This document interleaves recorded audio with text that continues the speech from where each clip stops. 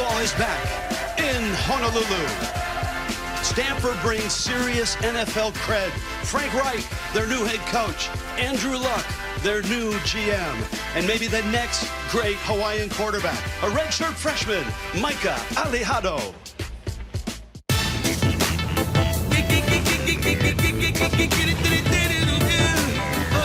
Hawaii, crossroads of the Pacific, a tropical paradise. In Honolulu, surf's up, way up. It's college football season, and we've got two schools trying to recapture their glory years.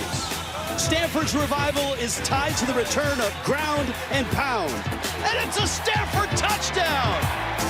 Hawaii may just have their next great run-and-shoot sensation. It all starts here in paradise. Stanford and Hawaii on CBS. And in Honolulu, you're watching the Home Depot. College football on CBS. Stanford and Hawaii open up their seasons. Hi, everybody. I'm Rich Waltz. Welcome to Paradise. Logan Ryan, two-time Super Bowl champ. Tiffany Blackman joins us shortly. It's great to see that you've embraced the island lifestyle, my friend. This should be a lot of fun. Oh, absolutely. I'm by the legend Rich Waltz here in a beautiful environment. And, Rich, we're kicking off college football season. Yes, we are. And there's optimism here as far as the Hawaii Rainbows go. Absolutely. If you're a Hawaii fan, tonight may be your night. You have a guy at quarterback, the run and shoot, Timmy Chang, the great quarterback, and Mike Alejado. It's going to be a great game to break down. And they have circled this game for some time here in Hawaii. Anytime they can get a large school in here. Last year, they nearly upset UCLA, and getting ready for the traditional entrance, which is unlike any entrance in college football. They take it seriously here. This is a sellout. And if this doesn't get you ready for tonight, I don't know. What a way to finish week 0.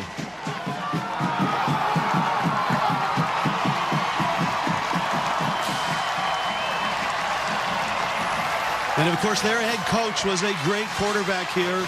He ran the run and shoot. He inherited a mess, and in year 4, he's made progress. That's why there's optimism right now. He wants to get back to the glory years, and the glory years for Hawaii is run and shoot and fun football.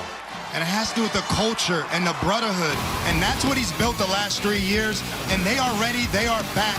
When Timmy Chang is running his run-and-shoot offense, it's about the quarterback. It's about the receivers. It's about speed. It's about being dynamic. And, boy, it's about putting up a lot of points and getting the crowd excited. But you got to have a quarterback that's tailored to this, that was raised in this, as Chang was here at St. Louis High School. This kid, Micah Alejado, was born here in the island, started in Las Vegas, just a redshirt freshman. But, man, they love him. It seems like he was born for this opportunity. He oozes confidence. This is his first start of his career last year, and he broke records. 469 yards, 5 TDs. He's accurate, quick feet, and boy, Rich, does he ooze confidence. The kids call it aura these days. He's got a veteran defense to go against because Stanford wants to erase the memory of last year's 3-9 finish. And here they are arriving in the islands on Thursday night. They practiced yesterday. Frank Reich, very optimistic in our meeting. Andrew Luck as well. And the hope is that this is the start of the turn. Last game last year, a loss to San Jose State, another 3-9 record. Next day, Andrew Luck named as general manager. Unexpectedly, Troy Taylor was let go on March 25th, and Frank Reich, Luck's last NFL head coach, his first taste as a head coach. Now, they want to get back to their glory years, and I know Stanford's equated with quarterbacks, but when they're good, they pound it. It's all about the run game and the big physical, dominant running backs. And they had that on this roster, Rich. They have the running backs to do that. You know Stanford men are smart. They're mentally tough. They have that as well. And I think what Andrew Luck's here to do is bring back the culture, the passion, and the intensity and the pride to Stanford football. QB1 wasn't a Cardinal originally, but he is smart. He starred for Oregon State. Ben Goldbranson Stanford and Andrew Luck made a call to go get this guy personally. 6-year senior.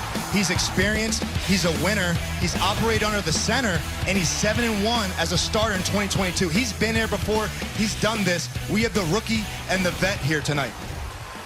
The unveiling for Stanford. Andrew Luck pacing right now. It's the Cardinal, the Rainbow Warriors, and it's coming up.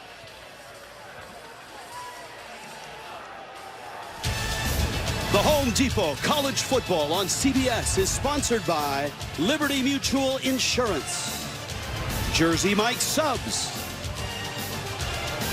Cadillac, and by the Home Depot.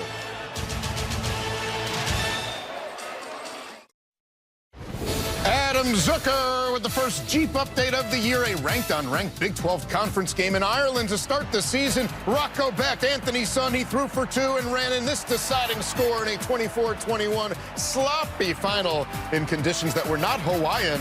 Happy football season, Rich and Logan. Oh, Adam, thank you. Football is back. Stanford, the all-time series leader, and of course the connection for Stanford with Frank Reich and Andrew Luck, and we say hello to Tiffany Blackman. Hi, Tiff. Hey, Rich. Well, Frank Reich was the first phone call Andrew Luck made when he decided to retire from the NFL, and Frank Reich was the first phone call Luck made when he needed someone to lead the Stanford team. Now, Luck told us during that call there was no time for small talk, that they were in a unique situation where they had a coaching change in March, and that he knew this could not be a throwaway season for the players on this team, that he wouldn't be able to sleep at night knowing he didn't give it his best shot. And guys, he said he feels like Frank Reich is the right guy to help lead them in the right direction. Cole Tabb watches it sail over his head. Hawaii won the toss, deferred. Stanford gets the first possession. So we talk about Ben Gulbranson now. What kind of quarterback is he? He's a smart quarterback. Rich, he's literally a doctor. He's trying to study to be a doctor. His nickname is Dr. Ben.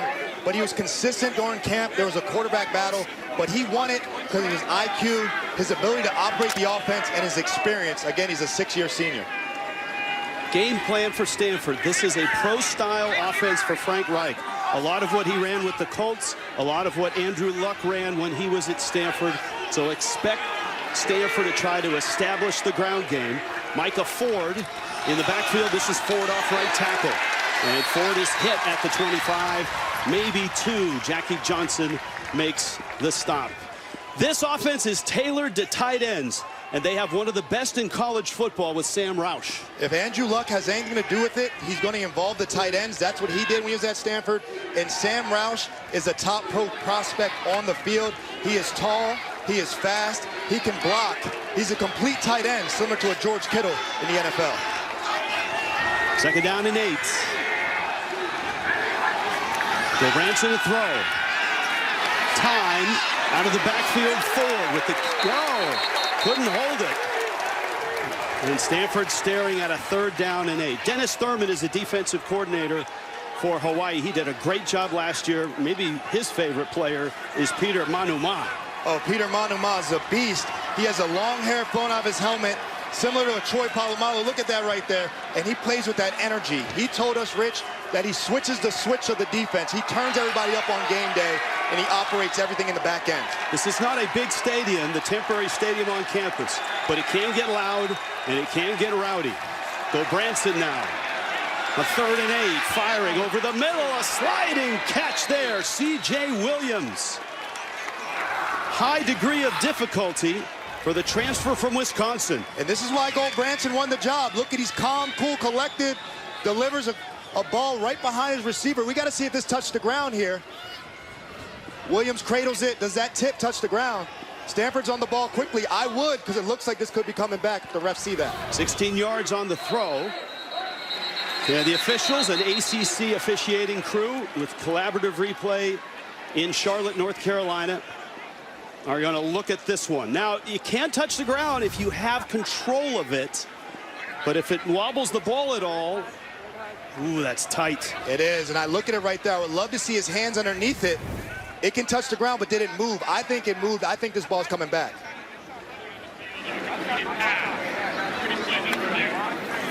Justin Elliott, the referee. Gene Steratore, happy opening day for college football to you. What did you see, Gene? Same to you and Logan, Rich. You know, I'm with Logan on the play. I don't think that Williams secures this football well enough by the time it gets to the ground. To me, the ground is helping him secure the finality of that catch. I think this is one of those situations where the ground is helping with the reception.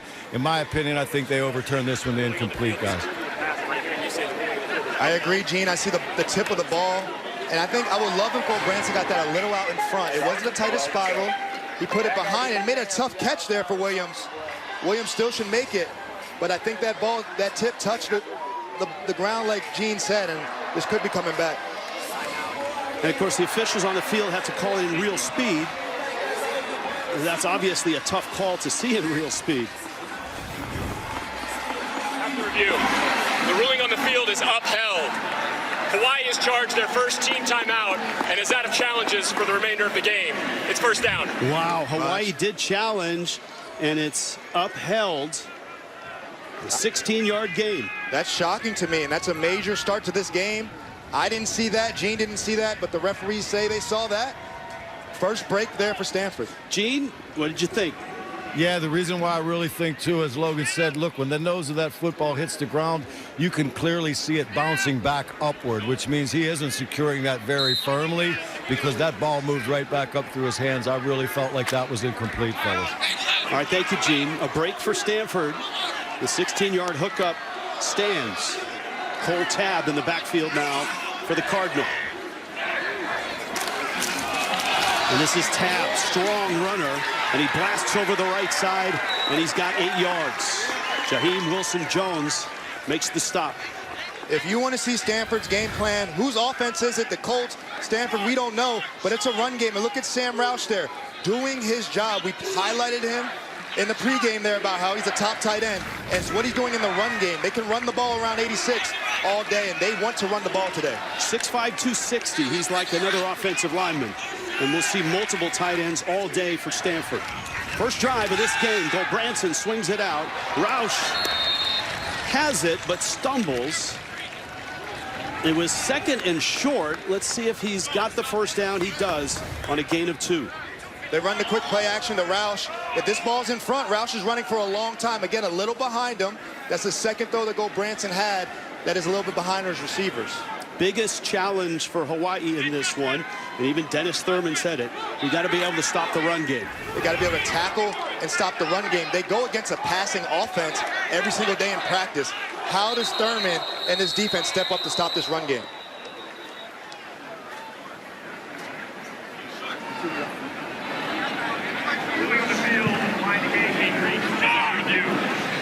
The line to gain is under review. They've already moved the sticks.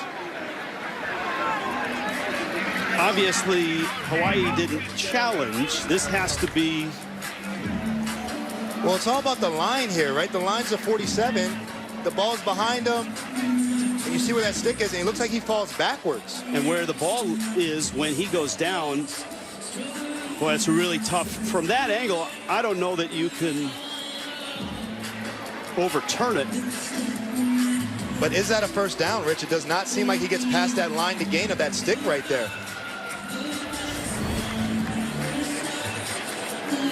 We're 2.5 minutes into this game, and already we've had a couple reviews and a surprise ruling on the first. All right, Gene, haven't seen you in a long time. What'd you think of this one? We're getting moving early here, fellas, and look, I think it may be difficult to overturn. This is a tough angle because we're a little behind. We'll see what the referee thinks here.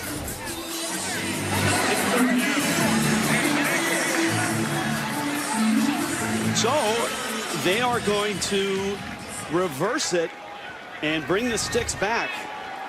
I just don't think he gained a yard here. He caught the ball at the line of scrimmage and fell backwards. I don't see the 2-yard gain on that.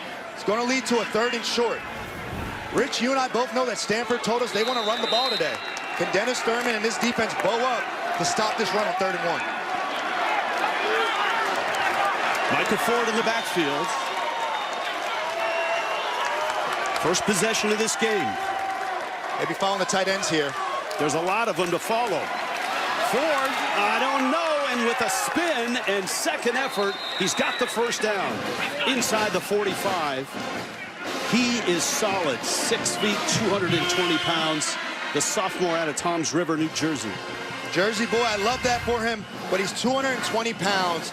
He is a powerful lifter, and he drives those legs. They stop him initially, but it's the second effort there, Rich, that leads to a first down. This drive with a lot of twists and turns. 31 yards on 6 plays. Rich, is this the time that Stanford opens it up? You're at the midfield here. I can see them maybe taking a shot and trying to take a shot and catch Hawaii off guard with a deep pass.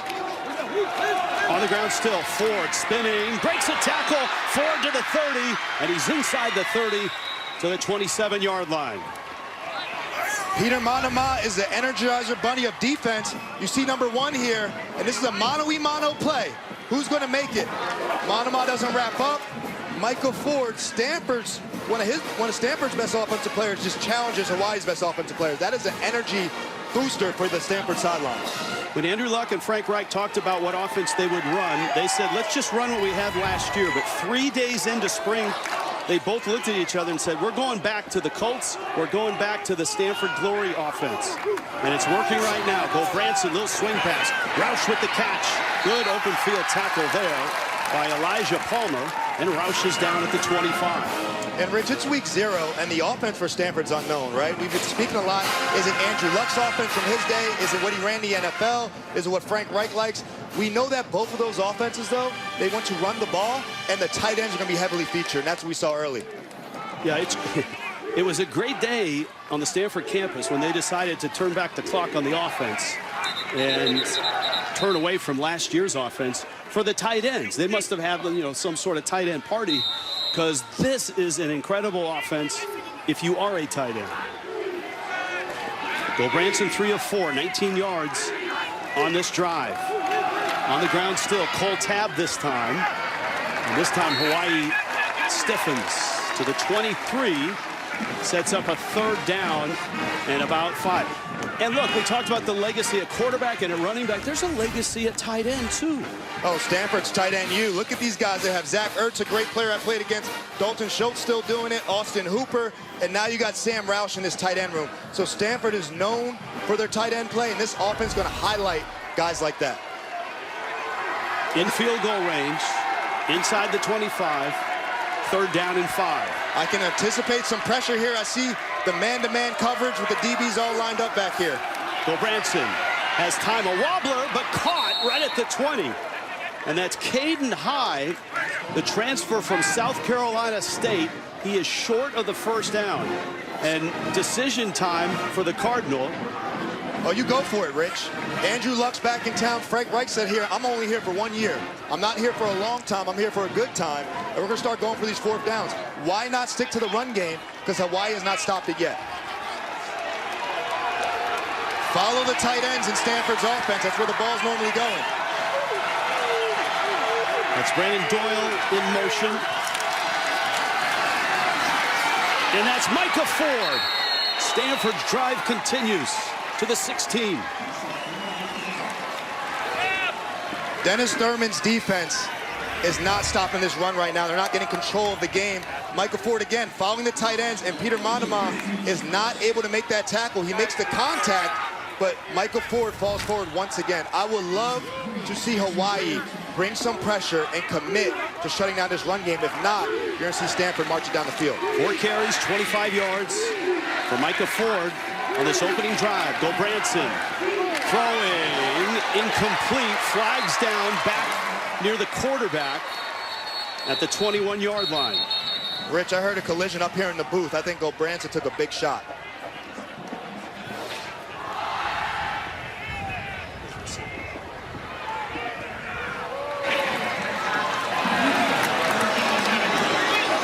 Roughing the passer. And what you heard was correct. It was a loud collision. You see Go Branson in the pocket, and that's a slap to his helmet right there. And those hands to the head leading like that, although he's trying to knock the ball down, when you follow through on the quarterback's helmet, that is the right call, roughing the passer. Penalties, a problem last year for Hawaii, a problem on the opening drive of 2025. That's going to be a problem in week 0 for a lot of teams. But when you come out here with a packed stadium, and the excitement that you have, you just need to settle down and play smart football. Stanford went all of last year without a running back scoring a touchdown, which is unbelievable for Stanford. This is Ford, and he gets to the 5. 2nd and goal from the 5-yard line. I mean, look, Stanford's history has great running backs. They even had a running back whose nickname was Touchdown, Tommy Vardell. It doesn't make any sense, Rich. I've never seen a stat like this. No running back scoring a rushing TD last year, but they had 2 passing TDs. I know Michael Ford's not happy about that. Cole Tabb's not happy about that. And Stanford would love to punch this ball in on the ground to finish off this drive.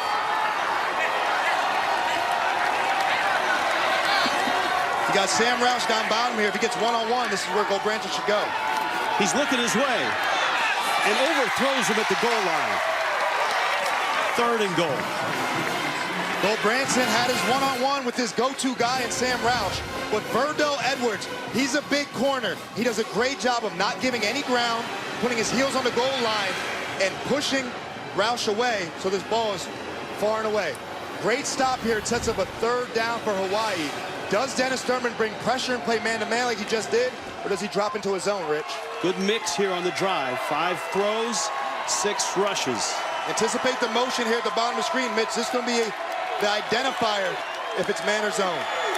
3rd and goal. Gulbranson fires, incomplete. Jordan Onovwe, the intended receiver. Field goal unit coming on. Stanford did a great job all field, but Hawaii tightened it up down the bottom. They went to the man-to-man coverage the last 2 plays. Tight coverage leads to Stanford off the field. Could attempt a field goal. Stanford has one of the better kickers in the country in Emmett Kenny. He's 14 of 17 last year. He had 2 game-winning kicks. This, a mere chip shot to get on the board to start the season, and Stanford does. Impressive start for Frank Reich. The Stanford Cardinal on the ground and in the air. And a 3-0 lead on the Islands. Practice yesterday, Andrew Luck said, I don't really know where to sit in this game as a general manager. And he's been everywhere so far. Yeah, you know, where's Waldo? Where's Andrew today? He's been all over the place. On the field, in the bleachers, in the booth. We don't know where he's going to be on his phone. He has an iPhone nowadays, which is good. He used to have a flip. But this is him live right there. I got you, Andrew. I found you. I should get a couple bonus points for that. You know, it feels like Andrew Luck is the one guy that can pull this off in the world of Stanford, right? To pull this program, such a proud program, out of what has been a real deep valley, 4 consecutive 3-9 seasons. They just did not adjust to the changing landscape of college football, transfer portal, NIL. And as a result, this is not the Stanford everybody's used to. But Andrew Luck, as the general manager, along with President Jonathan Levin, have relaxed a lot of the portal stuff. All of a sudden, they're in the new age of college football.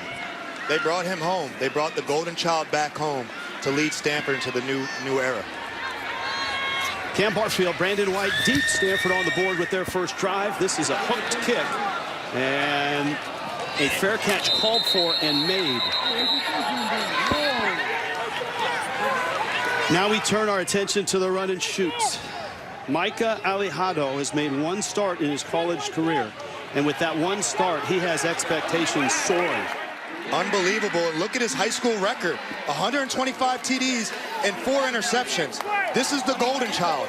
We might bear witness to the start of something great today. Now, it looked like a fair catch, but remember the ball bounced, and you can't fair catch that on the bounce. This is going to be spotted at the 1.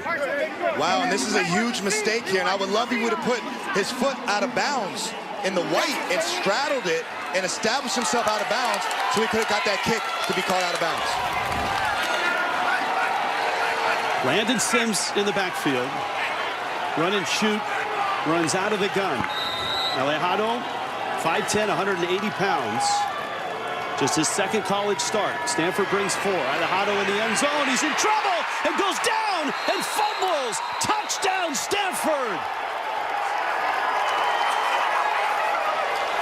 absolute disaster. Wow, Rich, we talked about the golden child. We talked about the few mistakes he's made in his career. I wasn't surprised that they're going to pass it on the 1 yard line. They're going to pass it that much today. But Alejado did not get the ball out of his hands in time. You see, he's comfortable back here. This is what they do. But the ball's not out in time. Stanford pass rush wins. This ball is out. This is a fumble for a score for Stanford. Major mistake from the redshirt freshman. Clay Patterson forced it. Wilfredo Ibar recovered it. And the Stanford defense, who really struggled last year with an enormous play off a mistake of special teams for Timmy Chang and Hawaii. What a start for Stanford. You couldn't have predicted any better for them in the midway through the first quarter to be up 10-0 against Hawaii.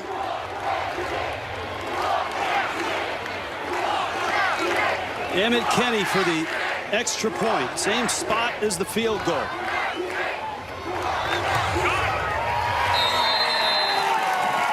Mistake on special teams. When is a fair catch not a fair catch? When it bounces. Spotted at the 1. Sack in the end zone. And a Stanford touchdown. You're watching college football.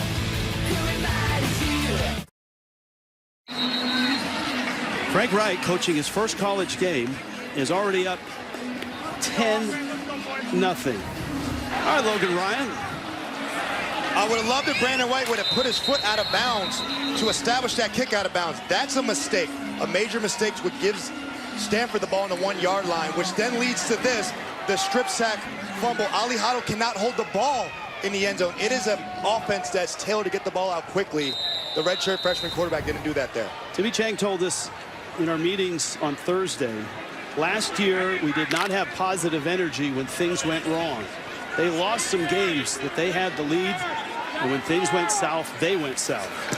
This is a true test to see if they fix that. That one's through the end zone. Wednesday, 9 Eastern over on CBS Sports Network.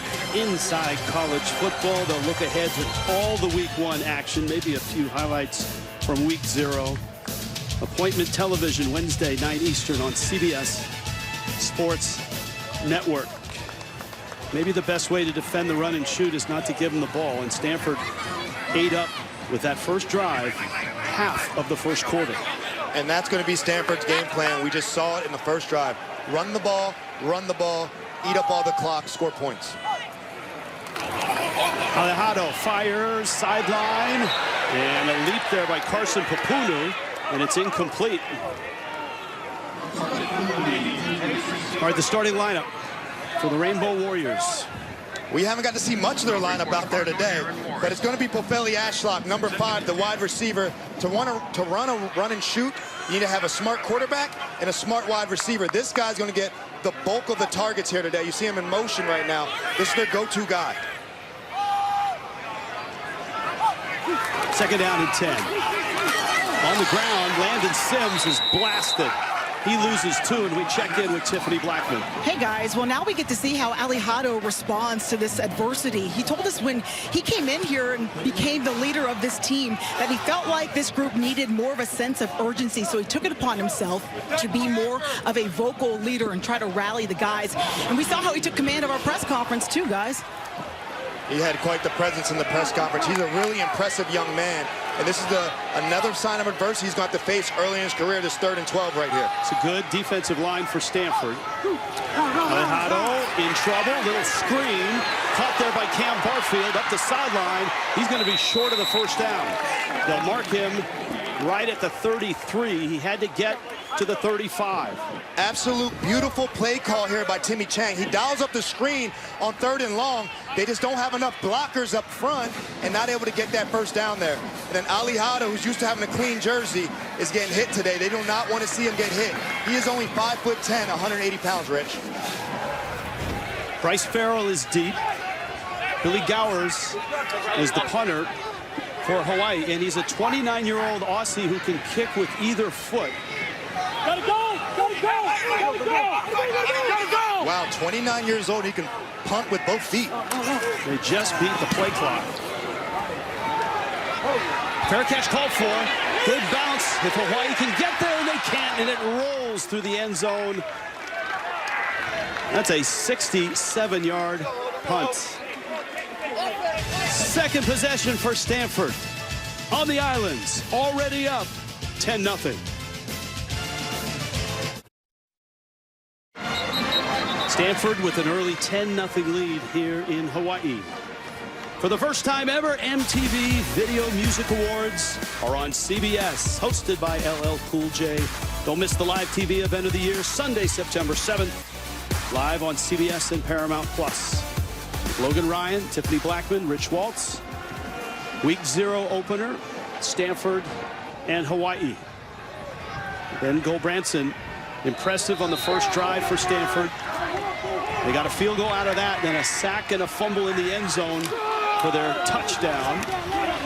A lot of damage on the run. Micah Ford carry there. He'll gain just 2. And Rich, let's talk about what the Hawaii defense should do. They should commit the numbers to stop this run game. I like that stop right there. Do that again. Let's force Gulbranson to throw the ball downfield. Des Thurman told us, I love our team's pursuit, especially last year. This year, we have to tackle better. 2nd and 8. Gulbranson in some trouble, and he fires it into the turf. This will be 3rd down and 8. Tariq Jones had the pressure for Hawaii. I think this is the downside of Gulbranson. He is very good when he's not under pressure, but if you pressure him, he's got to move his feet. His accuracy goes downhill. He just dirts that ball there, Rich, because he had to move his feet. Hawaii should continue to bring the pressure, make Gulbranson uncomfortable. Stanford does not have a deep or really overly talented wide receiver room. They lost a lot from last year. Alec Iomanner, 4th-round pick of the Titans. Emmett Mosley transferred. Ishmael Cisse transferred. Tiger Bachmeier transferred.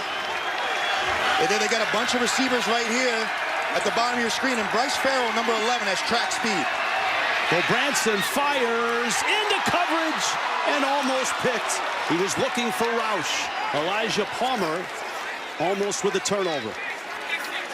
Unfortunately, Rich, I've been in Elijah Palmer's position before of dropping an interception, and it's not good. This is a gimme right here. It's right in your lap, and this is why they say some DBs don't play wide receiver. I thought I had good hands, but you got to secure that one. That is a major play for Hawaii to make that catch. Is that why you moved from corner to safety? No. That's so I can extend my career a couple more years. You know, I had to steal some on the end there, Rich. Yeah, that's a smart move.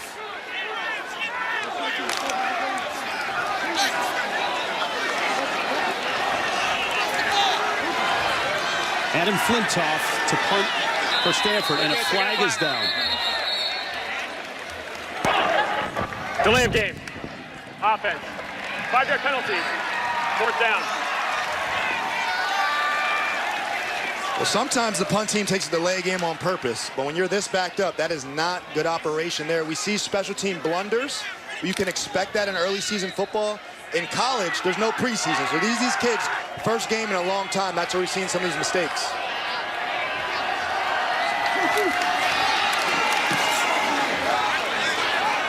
Fair catch called for. And fair catch made. Hawaii gets another crack at this Stanford defense, which looks good so far. And a 10-0 lead for the Cardinals.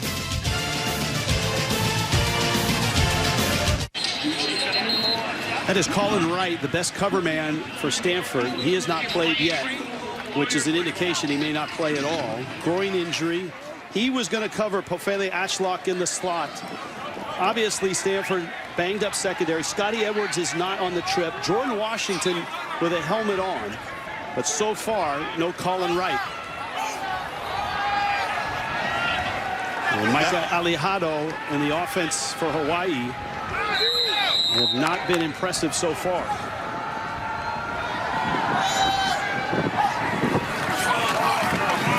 Quick throw. Caught there. That's Senecal with the catch.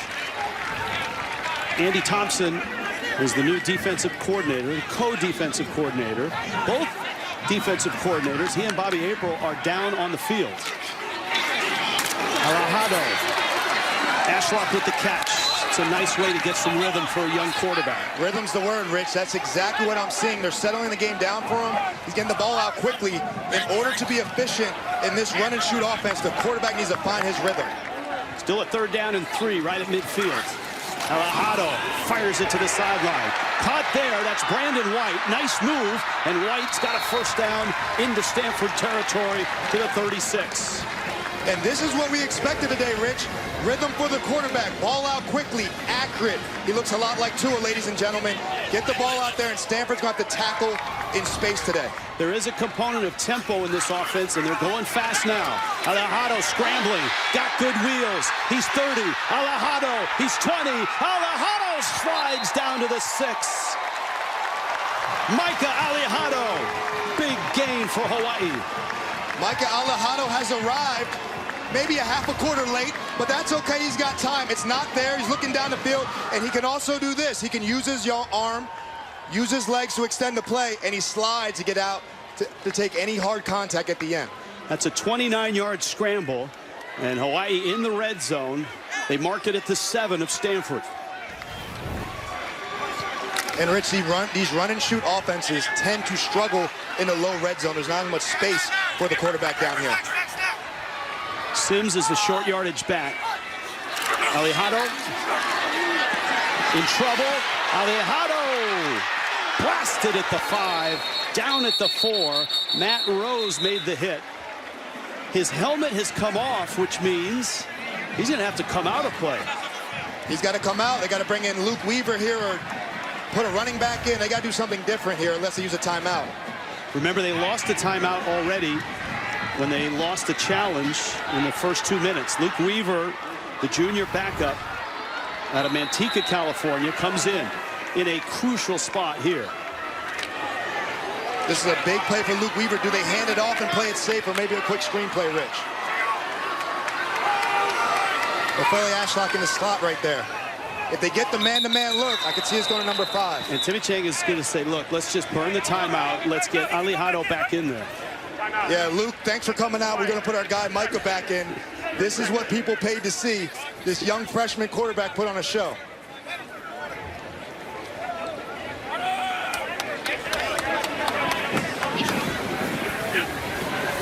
So a 10-0 Stanford start. Hawaii's first drive of significance.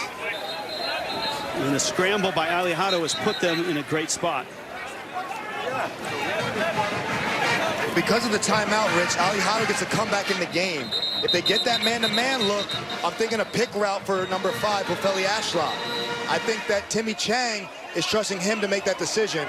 We should see Alejado back in the game here, and he is.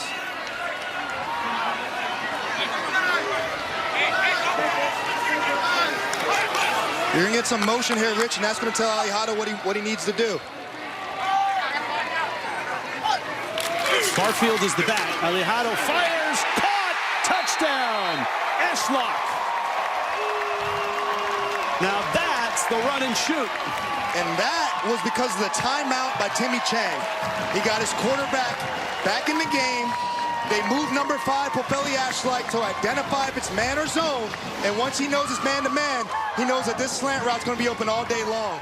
This is the run and shoot, run to perfection, ladies and gentlemen. And Alejado showing the promise that everybody on the islands sees. 6 plays, 58 yards. The scramble set it up. And the point is good.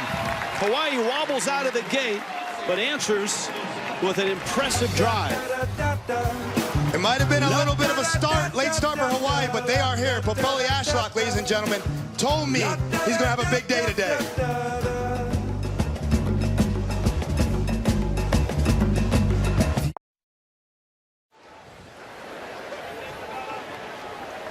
Impressive drive by Hawaii, 10-7, Stanford on top. September 4th, escape on the ultimate getaway with NCIS, Tony and Ziva.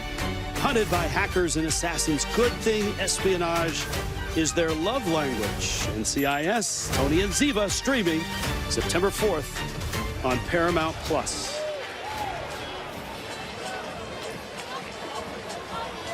Micah Alejado, 67 yards of offense on that drive, 34 through the air, 33 on the ground. And the only thing that happened on this drive, he got his rhythm. He got the ball out quickly and accurately. His receivers are making plays. If it's not there, he utilizes his feet. He has that in his game. And then ultimately, we talk about the low red zone. He's an accurate passer. He knows the coverage. He delivers the touchdown. That's easy football for the Hawaii offense. So much optimism, not just Alejado, but the fact that Alejado has two outstanding receivers who are slot receivers, which is such a key in the run and shoot. Nick Senecal, and of course, Pofele Ashlock, who caught the touchdown.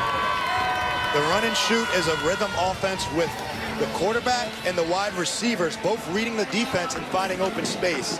And Pofele Ashlock, who just scored, and Nick Senecal, we haven't got to yet. They're two of the best in the country at doing it, and their experience as well. Not many of these college football teams run this offense. Stanford's last game last year was against San Jose State. Ken Niumatalolo, of course, another Hawaii quarterback, of course, ran a lot of the run and shoot. So Stanford's defensive staff and some of their players have seen it.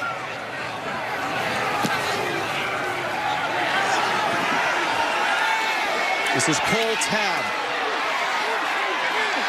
And Tabb is out to about the 20-yard line. Well, Rich, it looks like the game is finally settled. Stanford's offense came out early looking great. Their defense made a play. Hawaii responds. Branson has been kind of rattled the last couple plays. It seems like Hawaii has tightened up that defense. Does Dennis Thurman continue to bring that pressure and put the game on Branson's back and not the Stanford running game? And one early trend has been, and this is not a surprise, Sam Roush, their fine tight end, has been his favorite target. Absolutely. It's kind of his trust blanket. So can Hawaii continue to take away number 86? I'm sure he's going to be involved in all of these plays, either running it behind him or throwing it to him. And taking snaps under center. That's the tradition at Stanford. Branson throws short. That's Tabb with the catch. And Tabb gets out to the 27. Tiffany Blackman. Hey guys, you mentioned that relationship between Branson and Sam Roush, and Branson told us that Roush was one of the first people to reach out to him when he joined the team, that from day one they were throwing the ball together and getting on the same page, and it meant a lot to him because Roush is one of the leaders on this team. All right, thank you, Tiff. He certainly is. Roush at 86, and we talked about his size, 6'5", 260. Stanford staying on the ground, and Tabb breaks it outside and has the first down. Elijah Gibson with the stop. If you're just joining us, Stanford, of course, big changes in the offseason. After 4 consecutive 3-9 seasons, they brought Andrew Luck back, the great quarterback, to be the general manager. Fired the coach. There's Luck down in the very end of the coach's box. And he had to hire a coach quickly. And he turned to Frank Reich, who was his last coach in the NFL. Remember that retirement after just 6 years in the league. So far, that combination's worked pretty well. And that's Tabb across the 40. And the key is for Stanford, get up to speed with the modern game of college football. Be better in the transfer portal. Relax some of the rules as far as freshmen now can come in early and get acclimated rather than show up in fall camp for the first time. And check this out, Rich. They have 17 transfers this year. That's more than the previous 4 years combined. Andrew Luck is keeping up with the time and recruiting players from other colleges to come to Stanford. I love how Branson is canning the play. That means he's putting that previous play in the trash can and checking it. It could be a run to the other side or checking to a pass. It's a run. Matangi Thompson comes up with the hit. That looks like a first down. Micah Ford. But you see the flag in the final seconds of this first quarter.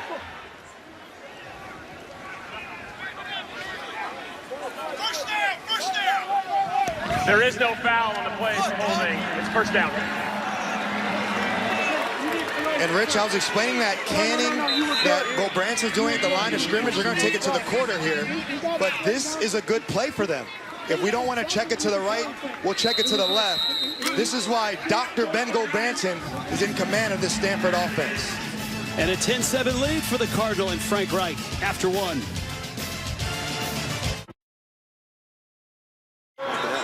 Second quarter arrives moments ago. Tiffany Blackman with Hawaii head coach Timmy Chang. Coach Chang, the Alejado touchdown to get you guys back in this game. What did you like about the way he responded to adversity early on? Yeah, you know, it's going to be a game of responses, right? The ebb and flow of the game is going to go up and down, and I really loved how we just tightened up on defense right there after that first drive, giving them 3. You know, owed us. You know, it's owed us, and that's the stuff that we're trying to break. And so giving them 7 points right there, spotting them 7 right there. You know, we just got to come out there and play our ball. And so the guys get settled down into the feel of the game. You know, I think we're going to have a lot more success if we just go out there, execute, and perform. Thanks, Coach. Thank you. Good job, Tiff. Cedric Irvin's first carry. And the son of the great Michigan State Spartan busts across midfield. And they'll mark it at the 49-yard line of Hawaii. So the third running back to carry it so far for Stanford. And man, have they controlled this game. Look at the time of possession there. This is what both teams want. Stanford controlling the time of possession. Hawaii only 4 minutes, but if Hawaii keeps scoring 7 really quickly, they're not going to care about that time of possession at the end.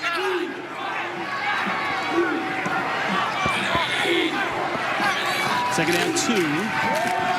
Irvin again, Manuma from behind, and a flag flies in right at the line of scrimmage. Using the area of holding or hands to the face, something in that nature.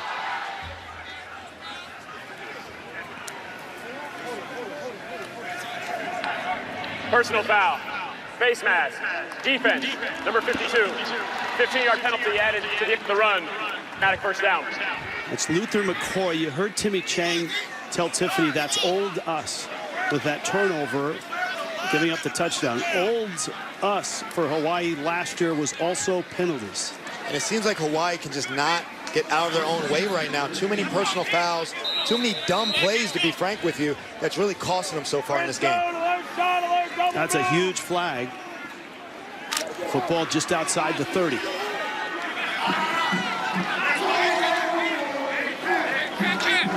Hawaii under center. You see Go Branson canning the play again. That means he's changing the play to run it to the other side. Irvin again. Tough going. Manuma makes the stop. Gain of about 3. Luther McCoy, 52, the guilty party. Yeah, let's check the face mask there. Luther Burden look like it's right. And he's grabbing that face mask, and you got to let it go. And he pulls it down. That is right in front of the umpire right there. That's about the worst place you want to do it. Excuse me, Luther McCoy there. But you got to be smarter than that. You can't grab the face mask, especially not right in front of the umpire. 4-yard gain, 2nd and 6.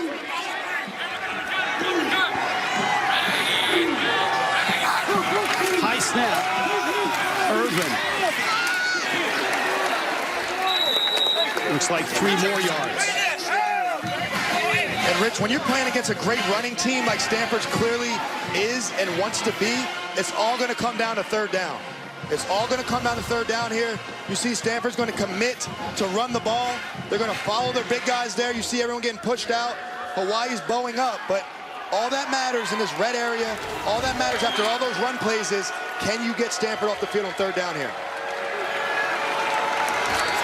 Frank Reich shares play calling duties with Nate Byam, the offensive coordinator. 3rd and 3 here. Bo Branson to throw. Pocket collapses a bit, and it's incomplete. And so now 4th and 3. Late flag in the defensive secondary. Hawaii cannot afford another flag right here.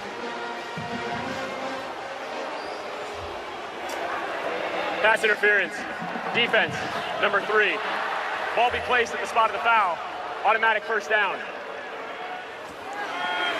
Both of Stanford's long drives have been aided by penalties. Number 3, Jalen Smith. You see he hooks him right there again, right in front of the umpire. The worst place you want to do it, but you can't put the hand around and pull it. You can put the hand around the waist, Rich, but when you pull the receiver and restrict him and turn his shoulders, that's an easy call. And the mistakes are mounting for Hawaii. That special teams mistake on the fair catch, penalties. Obviously the fumble in the end zone that Stanford recovered for a touchdown. Now 1st and 10. And the 22. That's Cole Tabb back in. Cole Tabb, a strong Strong runner. He's 5'8", 200 pounds, a former Olympic weightlifter. Yeah, Rich, they call him a fire hydrant. I think he's wider than he is tall, but he's in there to churn for those yards, and Stanford's continue to run this ball. If Hawaii doesn't continue to keep giving them free yards with the penalties, keep getting them third downs, they would be off the field by now. Cardinal eating up yards and eating up clock. 10th play of the drive. 2nd and 8. Go Branson. Caught. C.J. Williams. Not a big gain. And another third down. This game's going to come down to the third downs here. We're here once again. Hawaii has tightened up the coverage on third down. They have brought pressure that has gotten Go Branson uneasy. However, it's been the penalties, the grabbing, the holding by Hawaii that's been leading to these first downs. Can they not foul and play man-to-man on third down? That's what I'd love to see. They had almost an 8-minute drive in the first quarter. This is right now a 6-minute drive. 2 of 5 on third down. They have converted a fourth down as well. Go Branson, lots of time. Scrambling, flags are down in the backfield. That looks like a hold. Go Branson's short of the first down. Go Branson had time. He had open wide receivers. He didn't feel comfortable. But let's just see this laundry in the backfield here. This looks like it could be an offensive holding. Does Hawaii accept it or decline it is now Timmy Chang's question. Well, it'll be fourth down and about 4. It's a closer field goal there. Holding. Offense, number 51. That penalty is declined. 4th down. And they want to force Stanford to kick the field goal. And I agree with that. I think 4 yards is too far for Frank Reich to go for it there. So that's the right call by Timmy Chang. Right side of your screen here, you're going to see the hold. Not letting him go. Go Branson has to move his feet. And they force Stanford to a field goal attempt. And McKinney last year hit the game winner at Syracuse. Had a walk-off 52-yarder to beat Louisville. This is from 34.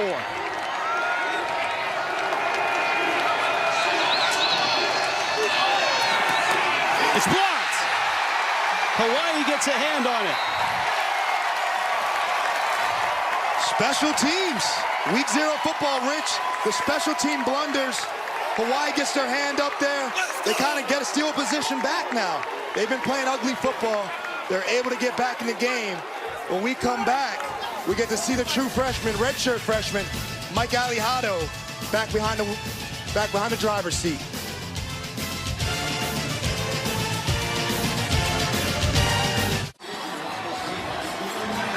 Well, that's a big moment for Luther McCoy, right? Yeah, Rich. I mean, you go in the doghouse with the penalty earlier, but then it's how you get out the doghouse if you're on the team. Stick that left paw up, finish the drive, save your team 3 points right there. Luther McCoy got out the coach's doghouse on that one.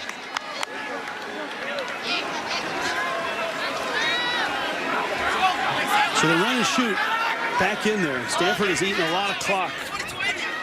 They have a 3-point lead. Mike Alihado changing the play here. Barfield to the right.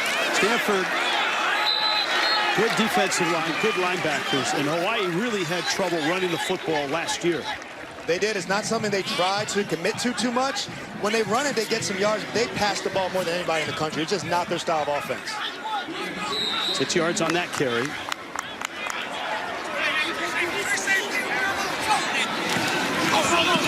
Alihado fires to the sideline, caught there. Senecal coming back. Let's see where they mark him. It's close to the stick.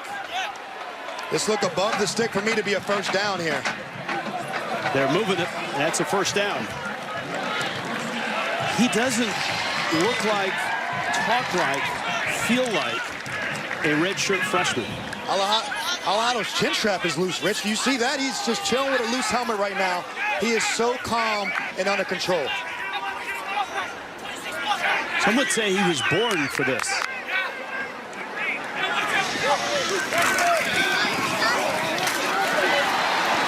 Ashlock with the catch, bounces off a tackle, and Ashlock still going, flag down, probably a face mask.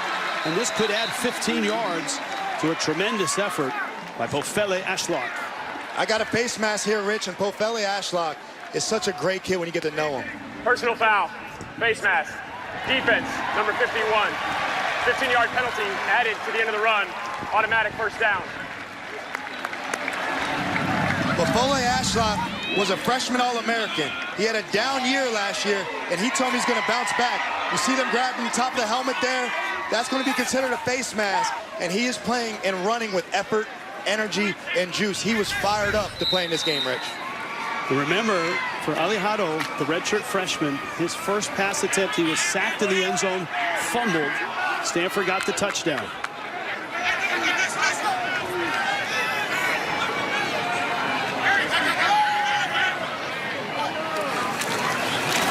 Alejado shuffles the feet, sideline shot, and it's incomplete. There's a long line of great Hawaiian quarterbacks, right? I mean, start with Tua, Mariota, Jason Gesser, Timmy Chang, Dylan Gabriel, and that one just overthrown. And he's connected to all these guys, right? All these guys are connected. Tua's dad was his Little League football coach. Marcus Mariota just gave me a text during the game that he loves the kid. He threw with him as well, and he's a baller. So all these Hawaiian quarterbacks are supporting their guy, Mike Alejado, and they think he's going to be the next great one as well. Now second down, quick throw there. It's caught by Papunu. And Papunu to the 37, short of the first down. We check in with Tiffany Blackman. Hey guys, well, hearing Logan mention Tua, well, we talked to Micah about their relationship, and he told us that his brother played high school ball with Tua, that he grew up around him, even having throwing sessions with him at a nearby park. He said he's still there for him to lean on now and offer advice, but he was just so grateful that he took him under his wing and grateful for their relationship. Good stuff, Tiff. Maybe because he's a lefty, he reminds a lot of people of Tua or even Dylan Gabriel. Yeah, I definitely see that, and definitely the quick throwing motion as well. Stanford blitzes. Alejado fires deep. That's Papunu, and it's incomplete. This could be four-down territory here, Rich. They're going into the wind. It does not make sense to kick it. It does not make sense to punt it. I would keep Alejado on the field and go for this. And of course, Timmy Chang, Hawaiian legend, run and shoot. June Jones is his coach, one of the great quarterbacks, not only in Hawaii history, but college football history. And 4th and 3 here, Rich. This is a massive down at this part of the game. This is major, and I would find number 5, Bofeli Ashlock, right here if I was Alejado. Got to get to the 33. Swing pass, Sims with the catch. He's hit, and he's stopped. Stanford gets the ball back. What a massive stop by Stanford there. They didn't go to Bofeli Ashlock. They decided to swing it to the running back, and Stanford rallies and makes quite the stop. It might not look as pretty. It might not be the run and shoot, but Stanford's playing tough physical football here in Hawaii.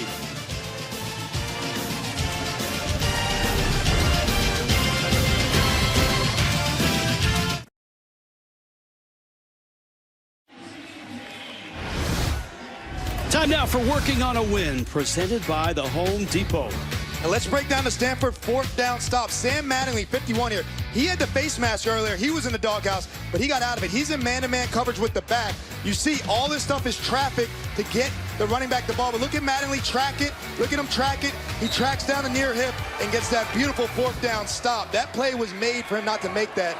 Great effort by Mattingly. Stanford back on offense. Go Branson play action. He's got people open. He thought about a deep shot, and a short toss is caught, but a good hit there by Jemai Otis, the linebacker. And it's a short gain of about 4. Well, Branson has vertical routes down the field. He has not felt comfortable throwing them. He continues to check the ball down. That is what Hawaii wants. Ball control, that's what this offense is designed for. It's a vast departure from the last couple of years. They're back to pound it, play action, then throw it. I anticipate the run here behind 86. That's Roush, the big tight end, and Hawaii fills the hole in a hurry. Jalen Smith, these linebackers are athletic. They're not big, but they can pursue. And they're interchangeable. Jalen Smith, Jemai Otis, they're both very versatile. Dennis Sturman gave us the comparison of the Ravens backers of Ray Lewis and Bart Scott, meaning that both those guys are Energizer bunnies. Both those guys can run and tackle. Got an NFL defensive coordinator, legendary college football player, and Dennis Thurman as the D coordinator. And you got Frank Reich, a NFL head coach and quarterback, helping call plays for Stanford. Third down. Gulbranson is down. Flag follows. Jackie Johnson got him for Hawaii, but wait on the flag. Hawaii's D-line is now winning the game. They're getting in the backfield and making Gulbranson uncomfortable. But let's just see what this flag's on. Here's a look. Was this a hit to the head? Personal foul, roughing the passer. Defense, number 79. 15-yard penalty, automatic first down. DeJohn Benton. It looked like it was an open hand, but still, you can't do it. This is the second time we saw this today, Rich. My hands are on my head. I'm so frustrated. You see the open head slap to the quarterback. That is going to be called roughing the passer this year. They got to play smarter. Can they play hard without fouling? I think that's a foul there on Benton. And unfortunately, that's another free first down for the Stanford offense.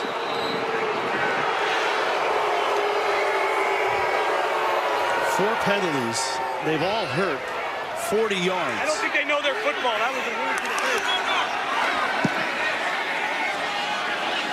Inside Hawaii territory at the 47. Gulbranson, a quick throw. That's C.J. Williams. Spins the one tackle. And Williams, the man they call Unk, because he's been around. He was at USC, he's at Wisconsin, now he's at Stanford. I didn't know Unk was in your language terminology there, Rich. You surprised me with that one. But Unk looked pretty spry on that one. C.J. Williams shakes out a couple tacklers there. And Hawaii's DB's got to do a better job of wrapping up on contact. Unk gets a breather. 31 catches in 2 years at Wisconsin. Unk's got to go to his rocking chair now. Stanford on the move. Hawaii penalties have added to it.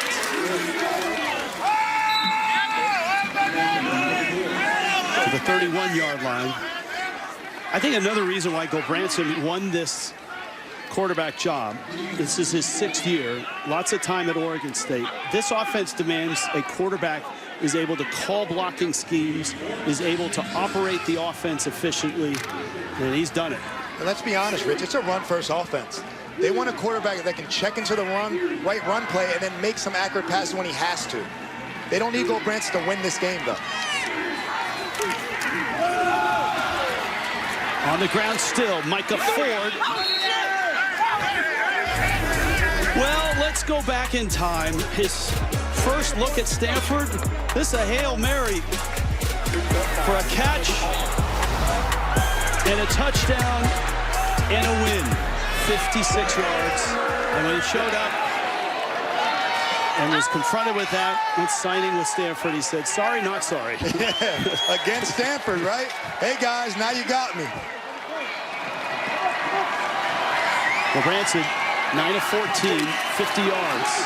Ford straight ahead, breaks loose. Micah Ford inside the 20. And he's got a first down, and the ground game for Stanford really does look like a throwback here. Everybody at home, you want to feel really smart today. Find 86, and that's where the ball's going to go. Roush with another great block. Micah Ford right behind him. That seems to be the trends of the Stanford offense. Run the ball behind the dominant tight ends. 20 carries, 96 yards for Stanford's ground game. 4 minutes into this drive. Ford again. This time hit at the 16 by Manuma. And he spins to the 15. And that seems like that's going to be the game. It's settling itself. It's going to be run plays behind the tight end. Peter Manuma lines up to the tight end. So Manuma's going to have to continue to make these tackles to get Stanford's defense some better field position. Stanford had a field goal blocked right around this area, their last drive. They have eaten a ton of time off the clock in this first half with Spread this out. ground game. I'm thinking quick game here, Rich. Gulbranson looking, end zone, Roush was there, and it popped out of his hands. Gulbranson found his guy, Sam Roush.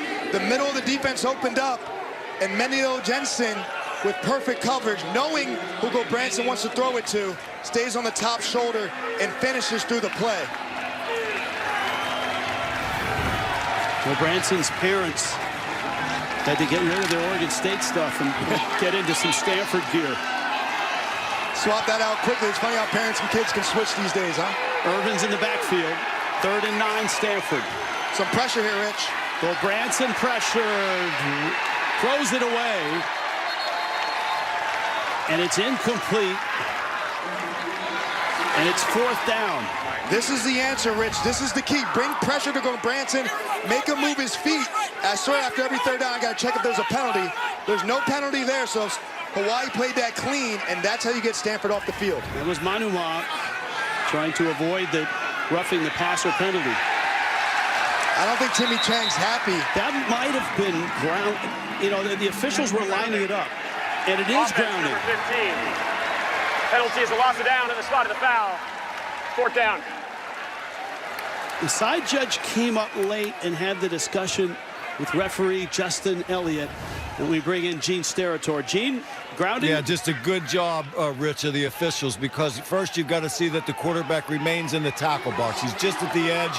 The ball gets back to the original line of scrimmage, it appears, but there is no receiver in that area. That's the deep official side judge job. And he comes in, lets him know no one's there. Great call for intentional grounding by the crew. Thank you, Gene. And that makes this field goal attempt 46 yards. Last one was blocked. This one's on the money. Emmett Kenny knocks it through. Stanford 3 more points. Stretch their lead on the Islands to 13-7. 3.5 left first half. Stanford 13-7. Coming up, Geico halftime report. Adam, Aaron, Rick, BJ will have highlights of the day's early action. Farmageddon from Ireland. Iowa State, Kansas State squared off in a pivotal Big 12 matchup. In anticipation for week 1, Michael Vick, head coach. Arch Manning, QB1. And your former Super Bowl coach in Carolina Blue. That's a familiar face right there, Bill Belichick, and that's about the biggest smile you're ever going to see him have. But Bill Belichick making his debut in college, everyone asked me what's that going to look like. I think he's going to win. That's what he does. He's a football savant. I can see North Carolina winning games sooner than later. Later on this year, there's going to be a Frank Reich versus Bill Belichick matchup in the ACC. Who's going to smile more there? Well, we'll see. In college football, coaches talk about winning the middle 8. And what that means is win the last 4 minutes of the first half and the first 4 minutes of the second half. Frank Reich knows that. They do that in the NFL as well. Hawaii has the ball, 3.5 left here. Remember, Hawaii gets the ball to start the second half. And this is such a philosophy in the NFL as well, Rich. This is what we did in New England Patriots. We would decline the opening kick. Tom Brady would score in the last 4 minutes before the first half, and then we'll get the ball back to start halftime and try to double up on them. That is a huge key to winning football games. Hawaii has plenty of time. Run and shoot has had its moments. Alihado scrambling, gets down, and he's crunched by 3 Cardinal. Matt Rose with a hit, and there's flags down. And anytime a quarterback slides and there are tackles that follow, officials are going to take a close look at it. Alihado's helmet comes off again. If it is a penalty, he can stay in, though, I believe. Alihado slid. I got some late hits on him there. We'll see how up high they were. But you don't want your quarterback taking that much contact anyway, but this could have been a little late here by Stanford. Our first look. Matt Rose. Boy, that's... Let's take a look. His helmet does come off. Personal foul. Unnecessary roughness with targeting. Defense, number 32. 15-yard penalty. The previous play is under review. I'm going to have to unbox this one here, Rich. That's Mitch Lieber, the senior safety. I feel as if, we'll get to the replay, I feel as if the defender was already committed before Alihado started to slide. Right, but was the crown of the helmet, did he lead with it? And is there contact to the face mask? That's a Gene Steratore question. We're glad we have him. Gene, what do you see? This is a really close one for me, fellas. Alejandro does start to slide, and in college football, once he starts to slide, he's given himself up. Even though a body part may not be down, he is considered down at that point or beginning of being down. Now, when you're looking for targeting, you're looking for a few indicators. Naturally, because he is down there officially, he becomes defenseless. So any forcible contact to the head neck area, but it also has to have in it that feeling like the intent is there, or the target, the thrusting toward the head neck. To me, I don't think Rose is doing that. It looks to me like he's getting hit with an arm or so in the head neck area, but to me it doesn't look like forcible contact to the head neck area. You see the head away in front of Alejandro. To me, I don't feel like it's targeting. I understand why they went roughing, because right there when he starts to slide, he really is down, officially down at that point and protected, but I don't think enough for targeting. We'll have to see what the officials think. Now, I called it Rose. Officials said it was 32 Lieber, but obviously in the replays it's Matt Rose. I agree with Gene on this. I think that it was a late review, hit. there is no foul for targeting. We still have a personal foul for unnecessary roughness. Defense 5, 15-yard penalty, automatic first down. Number 12 of Hawaii may remain in the game. So Gene explained it perfectly there, right? You got the roughness on the quarterback there for the slide and the hit while the slide, but not the targeting. I don't think it was the forcible hit to the head or neck area. I think there was the officials got that one right. Way to go, Gene. And because it was a penalty, Alejandro's helmet came off, but he can stay in because of the roughing. And I'm telling you, Alejandro wears his helmet loose. If you see these chin straps right there, see how it's not tight? Remain in the game. These are the new helmets, Rich. You got to pull those tight to keep on. He is playing with a loose helmet. That's how much swag this man has, where he's comfortable out here. You don't have his helmet really tight. I don't think I've seen his mouth guard in much at all. No. Still a lot of time left here. Christian Vaughn, his first carry. Josiah Galvan made the stop for Stanford. Remember, Hawaii lost a timeout because of a missed challenge. They burned another timeout to keep Alejandro in the game after his helmet came off. They have one timeout left here with 3 minutes left. Alejandro looking downfield, nobody there. Race to the sideline, and he's pushed out of bounds right at midfield. Matt Rose in pursuit. Alejandro goes over the gate there, but I'm really pleasantly surprised and pleased by Andy Thompson's defense. They're really taking away all the quick game from Alejandro. It seems like he's got to string things out. The quick, easy passes that we're used to is not there. This is a clean push. He's just 180 pounds. He's going to go flying in college football at that weight. And remember, Andy Thompson's defense is without 3 top defensive backs. Scotty Edwards, the safety, not on the trip. Colin Wright, we haven't seen, and Jordan Washington is dinged up as well. And if I'm Hawaii security and this is the golden boy, I'm going to catch him before he runs into that gate. Third down, Alejandro caught, but another good hit by Matt Rose.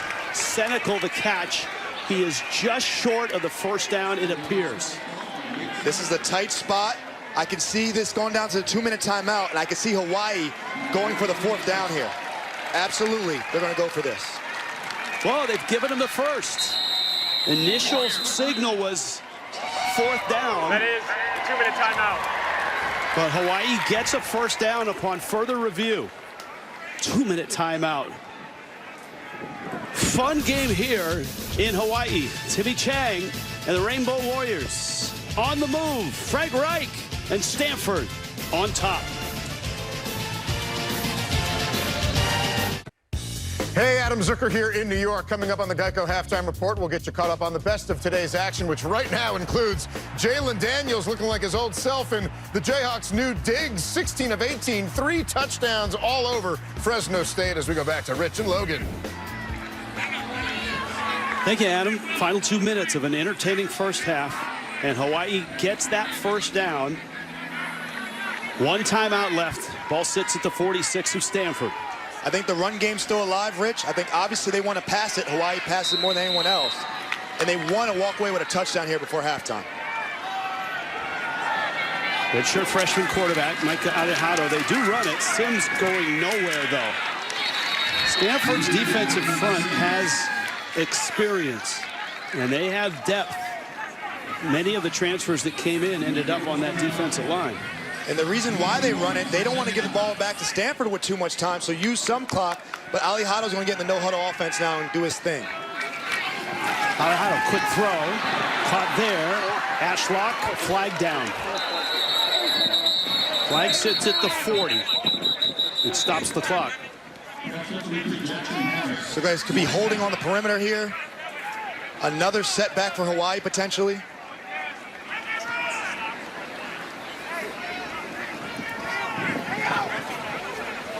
Well, they're asking Timmy Chang, which means it's probably against Stanford. Yeah. Personal foul. Face mask. Defense. Number 22. 15-yard penalty added to the end of the run. Automatic first down.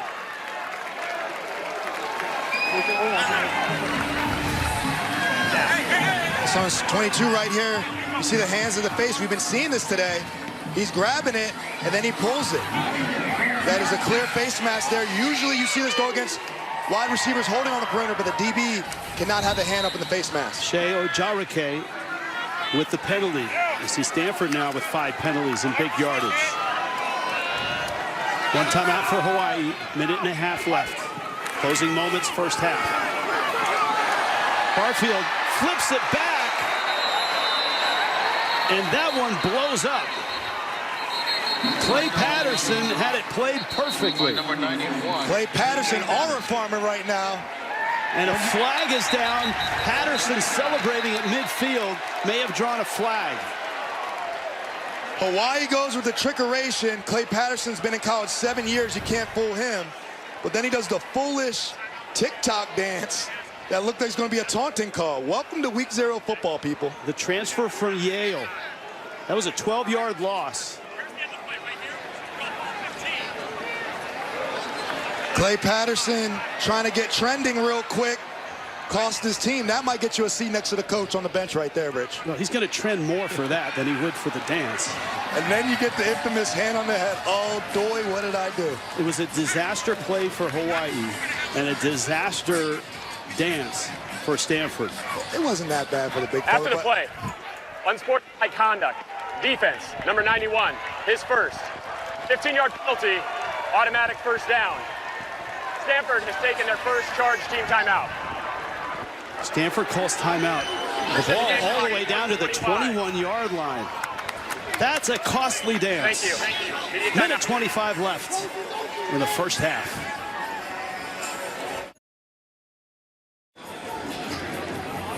Three big penalties for Frank Reich and the Stanford Cardinal on this Hawaii drive. Clay Patterson makes the biggest play of his day. He stops the flea flicker, whatever, trying to set up for a 12-yard loss. And then he gets up and hits this dance. Rich, are you familiar with this dance? Have you seen the kid on the boat doing this? Vaguely. Okay, it hasn't came across your TikTok. No. All right, it wasn't worth it for the Stanford Cardinal. Now they give Hawaii a fresh set of downs. At the 21. Still plenty of time. Hawaii has just the one timeout. Senecal in motion. Alijado pressured. Little inside screen to Sims.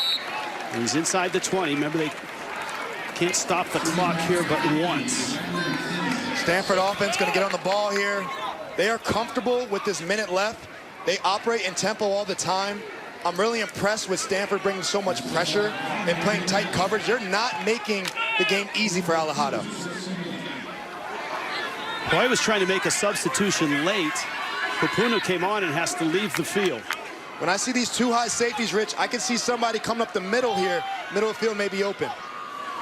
Stanford brings 4. Alijado, end zone shot, it's caught! Touchdown! Jackson Harris, the former Cardinal. Jackson Harris says, you guys don't want me? I got greener grass over here. I highlighted too high coverage, but Jackson Harris just wins straight up on the backside. One-on-one route, perfectly placed by Alijado. You only need 1 foot in college. Jackson Harris said, I got 2 for you. How about that against his former team?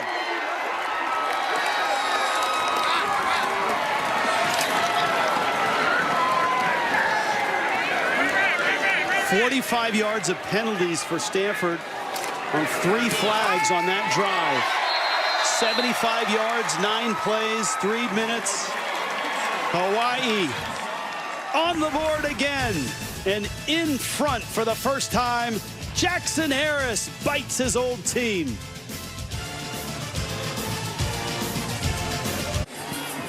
Timmy Chang's Hawaii Rainbows had a disastrous start to this game.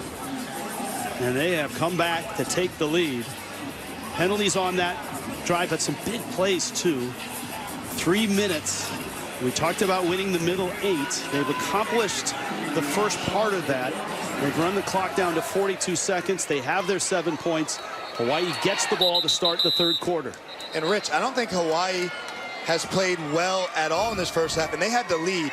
And you see Jackson Harris, familiar opponent, he transferred to Hawaii this year, and he's able to go out there and put a big game against his former team.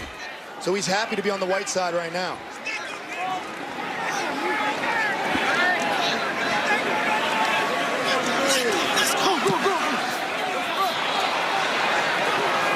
Cole Tab will return it up the sideline. Now, what does Stanford do here? They've been ground and pound with some smart passing plays. They don't have a lot of time, 39 seconds. They've got 2 timeouts. They do have 2 timeouts, but to me, it's not in Branson's DNA to throw the ball down the field. I think they play it safe. They might start it with a run or a screen pass. If they get a first down, I can see them going to the 2-minute operation, but I don't know if they come out like that. They might play it safe to take it to halftime, Rich.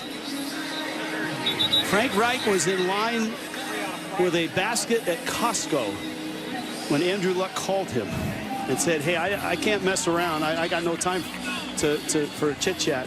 I need you to come be my coach. Yeah, and the real thing about that is he said his cart was empty. He left. I've never left Costco with an empty cart. That was really impressive. That was great discipline by Frank Reich. He left Costco. Now he's head coach at Stanford. Ford's in the backfield. You would guess Stanford is going to sit on this and try not to make a mistake, but Cole Branson is going to go up top, fires over the middle, and it's incomplete. Looking for Roush, and he was hit a couple times. Cole Branson's usual suspect is Sam Roush into double coverage, and Verdo Edwards, second time today, shuts Roush down. Now does Stanford throw the ball on this play and continue to put the ball downfield and risk a turnover?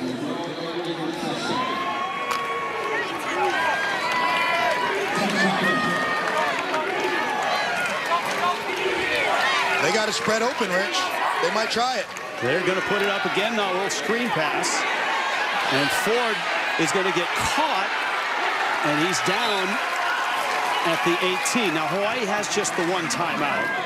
If they had 2, they would have called 1 there, but the fact that they only have 1, they're going to let this run down and go to the half. I think both sides should let this run down and go to the half here. Remember, Hawaii lost in the first 2 minutes of the game, lost the timeout with an unsuccessful challenge. Rich, Hawaii was down 10-0 in the beginning of the first quarter. How about the response? Well, week 0 started over in Dublin, right? In Ireland. Finishing here, that's the end of the first half. That is the end of the first half. And Hawaii up by a point. For Tiffany's halftime interview with Coach Chang, go to X at CBS Sports CFB. We'll send you to Adam Zucker and company in the studio for the Geico halftime report. Micah Alejado and Hawaii on top 14-13. On to New York after these messages and a word from your local station. 14-13. Halftime coming to a close in Honolulu. Rich Waltz along with Logan Ryan. Tiffany Blackman joins us shortly. Hawaii fell in a 10-0 hole. They have a redshirt freshman, and Micah Alejado brought him back. They did, and that's why we call him the golden child. Rhythm is what happened. He was out of rhythm on the first play, trying to do too much. Backed up, you got to get the ball out quickly. He held the ball. Look how long he held it. Led to a strip sack there for Stanford. But then the kid settled down. He hasn't faced a lot of adversity. But here's the rhythm. Get the ball out quickly. And when he's throwing it under 2.8 seconds, that's deadly for the Stanford defense. It's the first pocket watch I've ever seen used in modern football television. How about that? But a good indication of how quickly he wants to get rid of it. Brandon White on his way on a return across the 25-yard line. Remember, Hawaii scored in that last 4 minutes of the first half. They get the football to start things. And this is exactly what you talked about, partner. Under 2.8 seconds. And he's been accurate in both, but the biggest thing is look at the yardage on a 2.80 with 2 touchdowns. When I think of the great quarterbacks in this offense, Timmy Chang, Colt Brennan, even how Tua plays, they all get the ball out quickly and accurately. And he spread it around. You can see 7 different players have caught a pass in this one. First possession, second half. Stanford also had a field goal blocked from close range. Draw play to Barfield. Not a great running game for Hawaii, but a nice gain there of about 7. Game trends presented by Jersey Mike Subs. Will Branson kept in check, only 47 yards through the air. The future arrives, 13 of 16, 2 touchdowns. And time of possession, Stanford dominated, but Hawaii, when they've needed to, has been able to stick it in the end zone, and a nice throw to the sideline there, and a catch by Jackson Harris. And we check in with Tiffany Blackman. Hey guys, well, going into the break, I watched Coach Chang high-fiving his guys, proud of the way that they were able to take the lead going into half. Now he wants to see them establish their run game. They've got under 40 yards. He also said when it comes to Mike Alejado that he's got to find his guys because Stanford's done a great job of pressuring them. And as for Stanford, well, Coach Reich wants to see them finish drives with that offense and get the air game going with Colt Branson. Thank you, Tiffany. Good stuff. Ball sits at the 41. Hawaii's first possession. Flags down.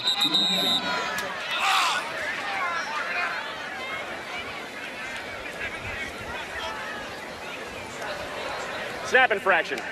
Offense, number 57. 5-yard penalty. First down. That's Ethan Spencer, the senior center.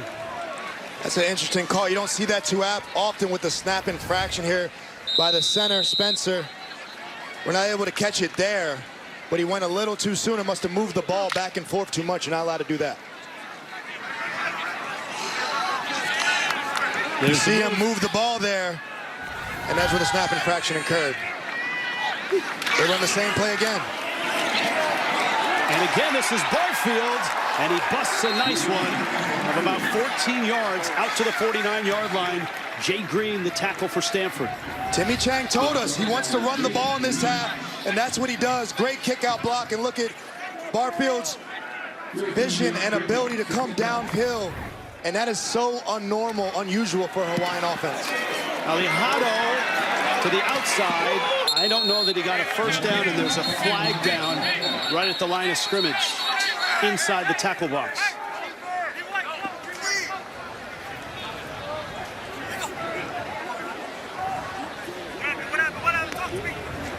Holding. Offense, number 58. 10-yard penalty. Second down. They got holding on Zen Sotelo. And again, it seems like Hawaii can just not get out of their way today. We talk about rhythm rich in the first half to bring that back about what that offense needs, but the penalties get you off rhythm quickly. Yeah, Frank Reich feels the same way. Stanford's had some costly penalties. Maybe it's week 0 and the opener for both these teams. 6 penalties, 55 yards. Hawaii loves to spread it out and get the ball out of his hands quickly. Blitz comes. Alejado steps into it and is buried by it. Matt Rose is playing a heck of a ball game. That's his 8th tackle, and Alejado is down. Rich, that did not look good. The entire state of Hawaii is holding their breath right now. And Alejado is trying to find his 9th tackle for Rose. I saw his knee buckle and fall under there. You got to hope for the best on this one, but that is not a great sign for the Hawaii future here. We got to really monitor this situation and see how Alejado handles this. Luke Weaver is the backup, a junior out of Manteca, California. Junior college player, went to Modesto Junior College.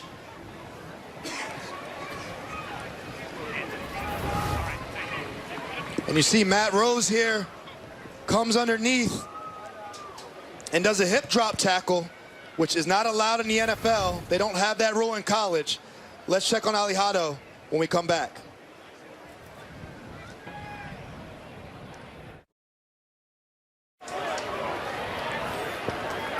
All right, up on his feet and on his way to the sideline a moment ago. Obviously, Tiffany is down there. As soon as she gets word, we'll have a report. Tiff, what do you see? Hey, well, I can tell you from my angle when Alejado went down, his upper and lower body twisted in 2 different directions. So once he got up, he did have a slight limp. He's in the tent now, and he immediately, before they closed it, put his right leg up while they're taking a look at it, guys. All right, thank you, Tiffany. Luke Weaver's first throw here is knocked down by Teva Tafiti of Stanford. And Rich, let's just talk about what the Alejado injury means. I mean, this is the face of the franchise. This is the future of Hawaii football. Timmy Chang told us we got us one with this great Hawaiian quarterback. And look, in the NFL, this is called a hip drop tackle. It's not a malicious play, it just happens sometimes. You see the upper body go back, the knee buckle. You got to hope for the best here for Alejado. He was able to walk off. Gower's punt, a boomer at the 10. That's Farrell. It's a 53-yard punt from the Aussie. And Stanford's first possession will be inside their own 15-yard line.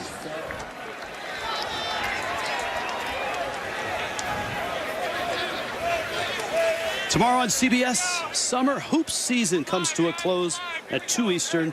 Big 3 All-Star Game and Championship, followed by the LPGA's CPKC Women's Open. That's tomorrow on CBS, and it streams on Paramount+.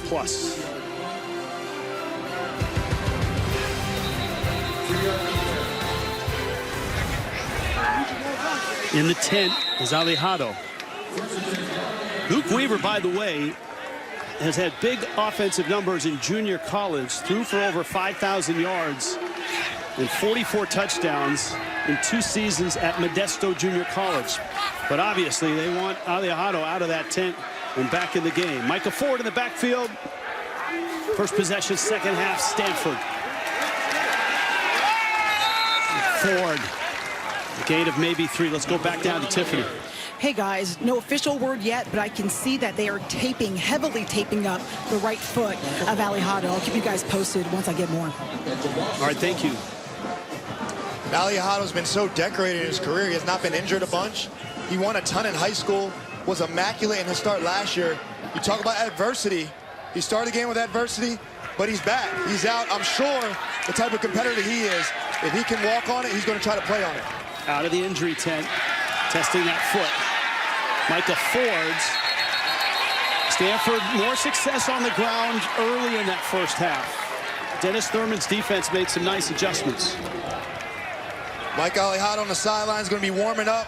Let's see if he can give it a go here. But on this third down, this is what Hawaii's been wanting all day. They've been costing too many penalties on third down, Rich. They've been giving away free first downs. Can they play hard and smart football on third down in the second half? That's going to be the question. 3 of 8 on third down. I see some pressure coming. A lot of guys at the line of scrimmage are moving around. Hawaii's coming. Gobranson's flushed and throws it into the turf right at the feet of Micah Ford. Jackie Johnson gets through. Dennis Thurman is dialing it up. And I told you, every time Gobranson's got to move his feet, the ball ends up in the dirt somehow. This is the goal. Get the Stanford quarterback off of his spot, and Gobranson is not effective outside the pocket. 3 and out for Stanford to start the second half. Tamahuilata is deep for Hawaii. Huilata lets it go. And Hawaii's going to have great field position. The question is who's at quarterback when we get back. 14-13. Hawaii on top. The Home Depot College Football on CBS is sponsored by Royal Caribbean, Chewy, Liberty Mutual Insurance, and by the Home Depot. In paradise, a large sigh of relief. Micah Alejado is back in. That tape on his foot, as Tiffany reported. Hawaii has a 1-point lead and great field position at their own 42. He's been mobile, and he's hurt Stanford with his legs. We'll see if that continues. And Hawaii on the ground. Barfield, another nice run. That's 12 more yards and a real change of course from the first half. I'm sure that Timmy Chang and the Hawaii offense wants to establish the run game that even help Alejado, who looks like he's wounded. Barfield bounces outside, makes a cut, spins inside the 40. That's 8 more yards. Yeah, Rich, I don't know if you're catching this, but Alejado's literally limping on one leg right now playing quarterback. He's all about his feet. And watch after this fake. He is hopping on one foot. That right foot is extremely severely hurt right now. He's playing through it. His first throw since the injury. It's on the money. That's Devin Tauefa, the tight end. And Hawaii, like clockwork, is chewing up yards. And sitting down with Micah, he told us a big part of his game and the quick passing is his feet. He needs quick feet to get the ball out. So how is this injury going to affect his throwing? Another first down. Another quick throw. Ashlock with the catch. And that's a gain of about 6. Let's check out the feet. He gets it. He hops to his quick read. And is able to get that out there, but he does not want to put weight on that foot. But you got to play tighter coverage, or Pofeli Ashlock's going to catch a lot of balls today. He's 16 of 19, 106 yards, 2 touchdowns, no picks. Man, big holes right now for Cam Barfield. Flag comes down after the run, right at the line of scrimmage. Stanford's really rolling on offense right now, but the penalties have been hampering them all day.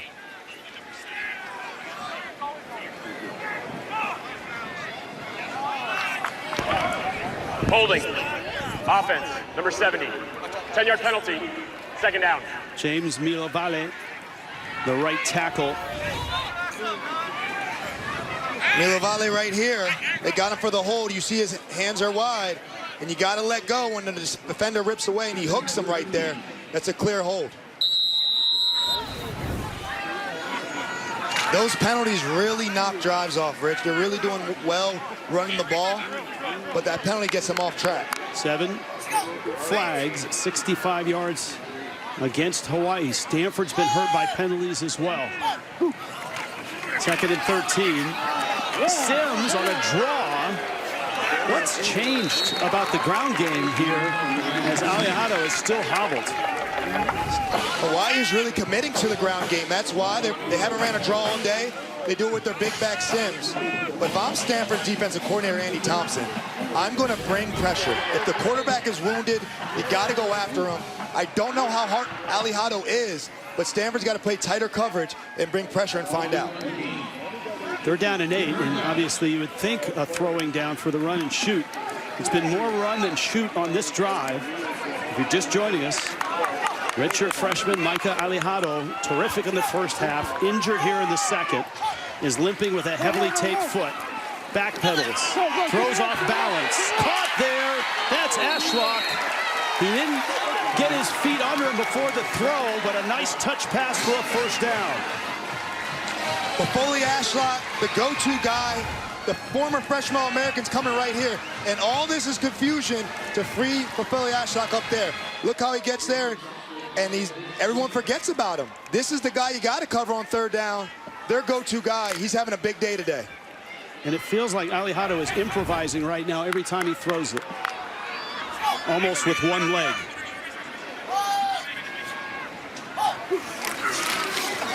Sims. This time Stanford stiffens. Matt Rose has 10 tackles in this game. And he has another one there. All right, single game highs. Rushing attempts, rushing yards. Last 2 seasons, this is not a running attack. This is run and shoot. But no team in college football threw it more than Hawaii last year percentage-wise. If 13 rushing attempts for a single running back is your high, that is not a rushing offense.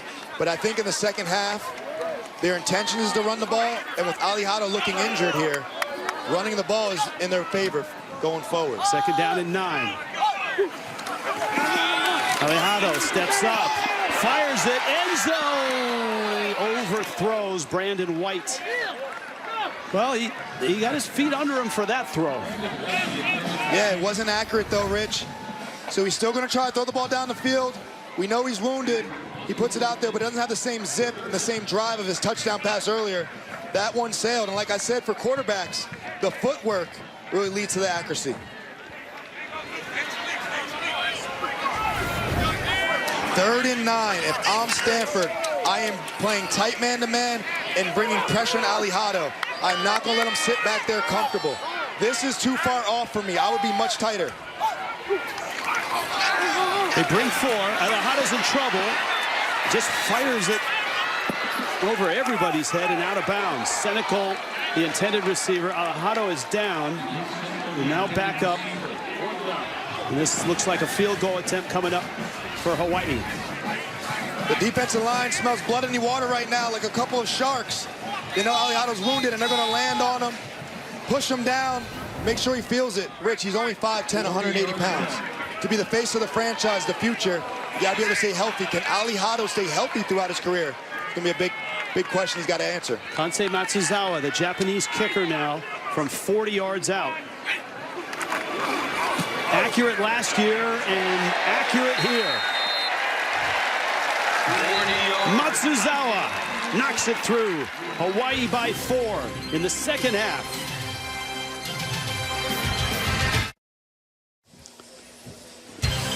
Next Saturday, 3:30 Eastern on CBS. Big time at Beaver Stadium. Our Big Ten season begins. Nevada, out of the Mountain West, takes on number 2 Penn State. It all starts at 2:30 with a State Farm College Football Today. That's all next Saturday. CBS streaming on Paramount+. Logan Ryan, how good is Penn State? Nobody knows this early in the year. I'll tell you that, Rich. They got to play the game. But there's a lot of hype in Happy Valley this year for Penn State. If that's Dole Whip, I'm in. I'm a fan of Dole Whip. I've had quite a few of those.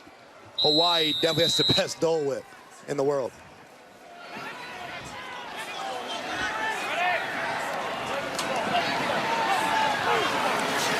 Hawaii stretches their lead. Bryce Farrell from his 7. Farrell to the outside. And knocked out of bounds across the 25-yard line. Stanford jumped to a 10-0 lead. Oh, that's camera Kaz. Look at Kaz going to work. Multitasking, the more you can do. It's hot out there. Get you a Dole Whip, hold the camera in one hand. He's pretty strong. He is one of the best. He is one of the best field cameramen in the business. I've seen him take a hit, too. If you can eat a Dole Whip and not shake the camera, you got to be one of the best in the business. You can see Hawaii has played ball control. They ran for more yards in that small window here in the third quarter than they did the entire first half. And Stanford just 3. Stanford has not gotten going. They got to calm the game down, run the ball. Bo Branson's got to be a little more accurate in this half. Bo Branson fires. Roush. And again, he has to leave his feet to make the catch. They have been unable to get him the football in a place to really hurt Hawaii. Bo Branson says, when in doubt, find Sam Roush. And these balls are behind, they're fluttering. He's not allowing his receivers to catch and run. Looked like it may have been tipped, too, as it came over the top of the end. Roush has just 6 yards in receiving. And he is their best weapon on offense.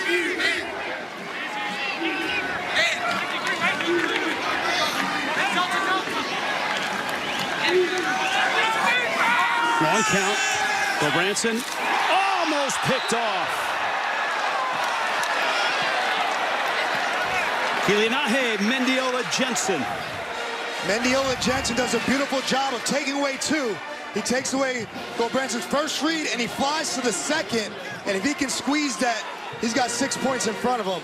But a beautiful job of taking away Roush and then flying to the flat. Look how he holds a Roush, and then he flies over to the flat and does a beautiful job there.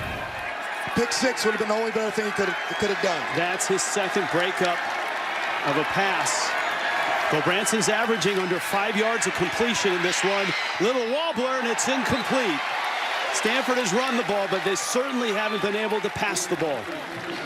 Rich, Dennis Thurman has it dialed up right now.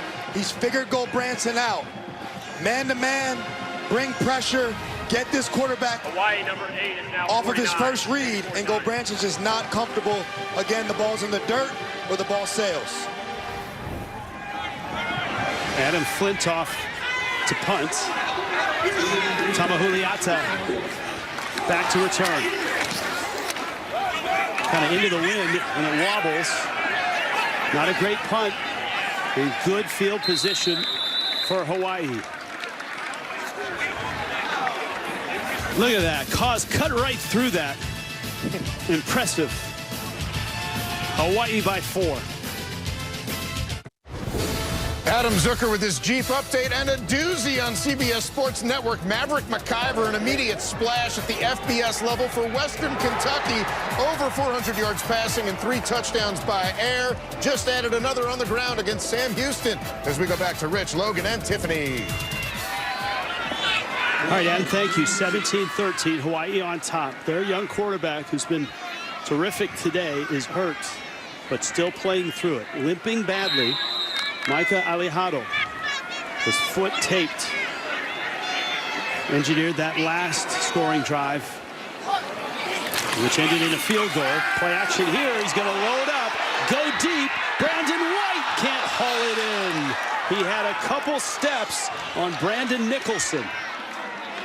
And Rich, that right there is to tell all of us, I may be wounded, but I can still be dangerous. Alejado airs that ball out. Stanford's not expecting it. And this is so close. You talk about football being a game of inches. That is 1 yard off, 1 yard too far inside, and that would have been a major play there. We were talking over the break that Hawaii really hadn't aired it out much. They had that touchdown pass in the end zone. That a legitimate deep shot. The 2nd and 10. Brandon Sims. Ball's loose. Looks like Hawaii got it back. But Rich, you know what that deep shot does sometimes? It makes the defense back off. It might open up the quick game. Sims here, you can see, got to hold on to that ball. He's lucky he caught it with his left hand. And this is going to set up a crucial 3rd down for this Hawaii offense. When they've been in rhythm, they score. Now, obviously, the injuries, the penalties have kept them off of rhythm today. But this is a major test for Alejado on how he handles this. Stanford's been bringing pressure on him lately. They bring 4 here. Alejado steps into it. A difficult throw and incomplete. Ashlock stretched out. It's going to be 4th and 10. Hawaii must punt. Alejado finds his guy, Pupeli Ashlock, on the field out route. This is a staple to this offense, and I think the leg injury has got his accuracy just a little bit off. Again, a yard too fall on that one.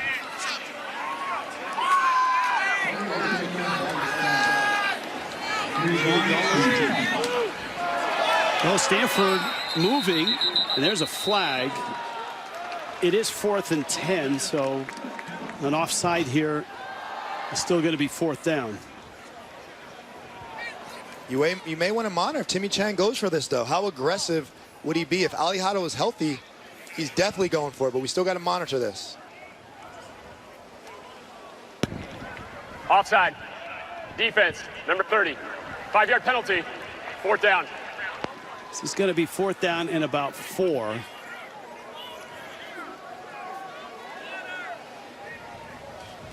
Alejado talking to Timmy Chang.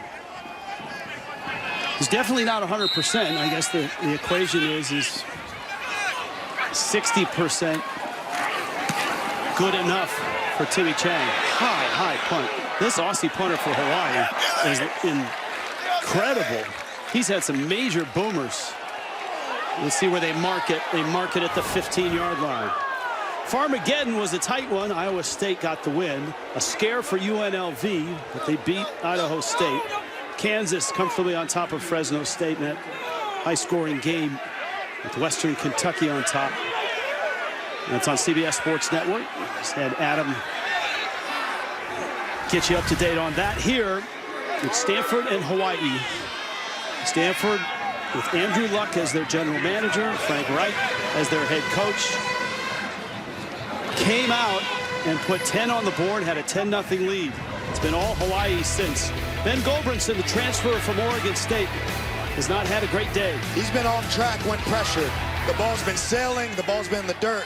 Hawaii just hasn't been able to catch the interception opportunities. This is Micah Ford. Remember, Stanford lost a ton of talent at the wide receiver position. Io Manners now in the NFL. Mosley transferred to Texas. Cisse transferred to Arkansas. Bachmeier transferred to BYU. They really didn't reload in the portal at that position. They have some speed.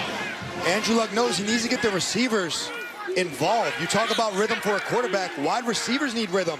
They need to get fed. I would love to see a wide receiver catch a ball. Someone other than Sam Roush targeted every play. Second and 7. Stanford stays on the ground. And Hawaii, good pursuit. Manu Ma can't get him down. That's terrific second effort. And that may end up being a first down from Micah Ford. It is first down. And there's a Hawaii player that's down. Tariq Jones down. He's a major part of this Hawaii defensive front. Hey, come on, boys. Come on, Mike.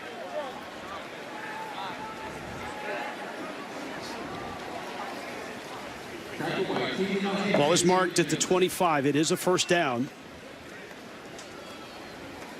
If they want to stop the run game of what Stanford's trying to do, Tariq Jones is a major part of that. He's a senior. He's a leader on this defensive line. And he's a crucial part for them to try to pull out this victory today. We'll take a timeout. 3:23 left, third quarter. Hawaii up 4. Back after this. Now that's teamwork. That's Alejado on the turf getting stretched out by the backup quarterback, Luke Weaver. And that last injury, Tariq Jones, he's in the tent right now as well. Tariq Jones, we talked about how vital he is. And they're going to check for a first down here. This is under review. This was a really close. You got to think of the finish that Michael Ford had here. And third down's been issues for Stanford. So that second-ditch effort here by Michael Ford. Check the sticks here, the 25. Michael Ford turning his legs. Where does this ball land? Let's bring Gene Steratore in. Gene? Great second effort. Let's hear what the referee is saying here, Rich, if he's going to... After review, the runner was down with the ball short of the line to gain. It's third down at the 24.5-yard line. Yeah, I think a really good call, Rich. And Micah Ford with the second effort, post with his right hand to try to stay up, but then you'll see the right knee land right there just before he lands to the line to gain. Good spot, 24.5-yard line, 3rd and a half. Thank you, Gene. Stanford had all the tight ends in the game, 3 of them right there. And the ball's going to follow him. I don't know. Let's see where he falls and lands. Looks like he's across the 25, and that is a first down. So we have another injury down here.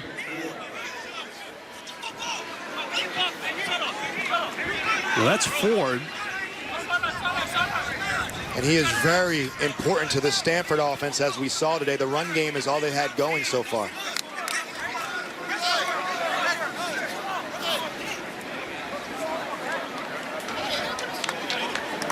Ford 17 carries, 66 yards. Most of Stanford's offense has been on the ground. If Alijado's important to the Hawaii offense, Michael Ford is equally important to the Stanford offense. And you're going to see here, he gets the ball, he's going downhill. And he hits the back of his own teammate. And that kind of knocks him out. I can't tell the injury from that angle, but he kind of has friendly fire there, runs into his own teammate, and then is on the bottom of that pile. 147 total yards for Stanford. 97 of those on the ground.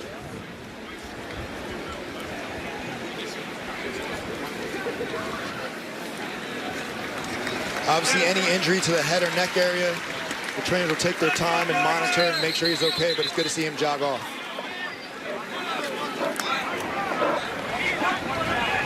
Somewhat of a major makeover for Stanford. Obviously, Frank Reich, the coach, Andrew Luck, the GM, but they changed the offense 3 days into spring practice to go back to. Andrew Luck basically told Frank Reich, can we just run what we used to run with the Colts? And Frank Reich told us we mixed in some of the stuff that Andrew ran in those glory years at Stanford. What's missing is the play-action pass down the field. That has not been present in this game. Cedric Irvin, this carry. Jalen Smith captures him after a yard gain. Stanford's going to be committed to the run game. You're going to see it time and time again. Hawaii has gotten better as the game has gone on.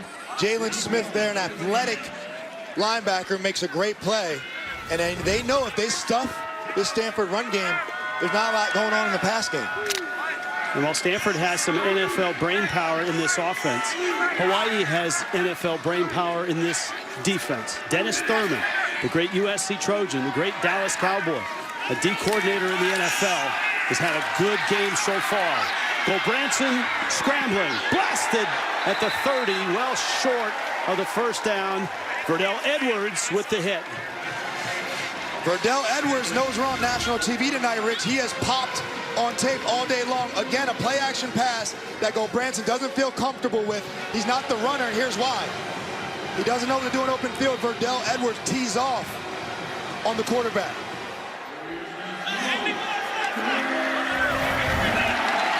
Irvin's still in there after Ford was shaken up. 3rd and 5. Dennis Thurman showing man-to-man and a lot of pressure again with all these bodies. Gulbranson sees it. He's checking the route, maybe a rub route, maybe a mesh route. He sees the man-to-man coverage. Quick pop, and they spring it for the first down. Nicely done. Caden High, his second catch, the transfer from South Carolina State. That's 11 yards and a first down. This is a great job by Gulbranson. Not the best passer, but he's very smart. He snipped out the blitz. He made the check, and Caden High, I have him written down as electric. They got the electric slot receiver the ball, and he was able to pay off with a first down for Stanford. There's Dennis Thurman. How good was he in the NFL? 9 years, 36 interceptions. They took 4 of them back for touchdowns. Almost all those came with the Cowboys. Gulbranson, another short throw, almost picked. Palmer, who dropped a pick in the first half. That one bounced before he could get it. Well, Rich, you said how good was Dennis Thurman. He was a little bit before my time.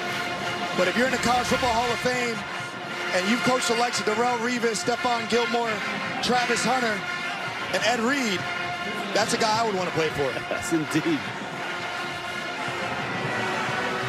Another opportunity for Hawaii, just a step short today on offense and defense with these interception opportunities.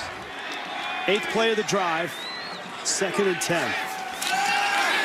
Gulbranson to the sideline. Catch. Miles Libman makes the catch, and I hope you saw that emotional story at halftime with Tiffany Blackman. Libman with the catch. We're down to 14 seconds left. 7 yards on that completion. Still 3rd down here. Stanford straight ahead. Cedric Irvin's got a first down. A spark of life for the Stanford Cardinal. Trailing as we head towards the 4th. First game for Andrew Luck and Frank Reich. They're down 4 in Paradise. Going to the 4th.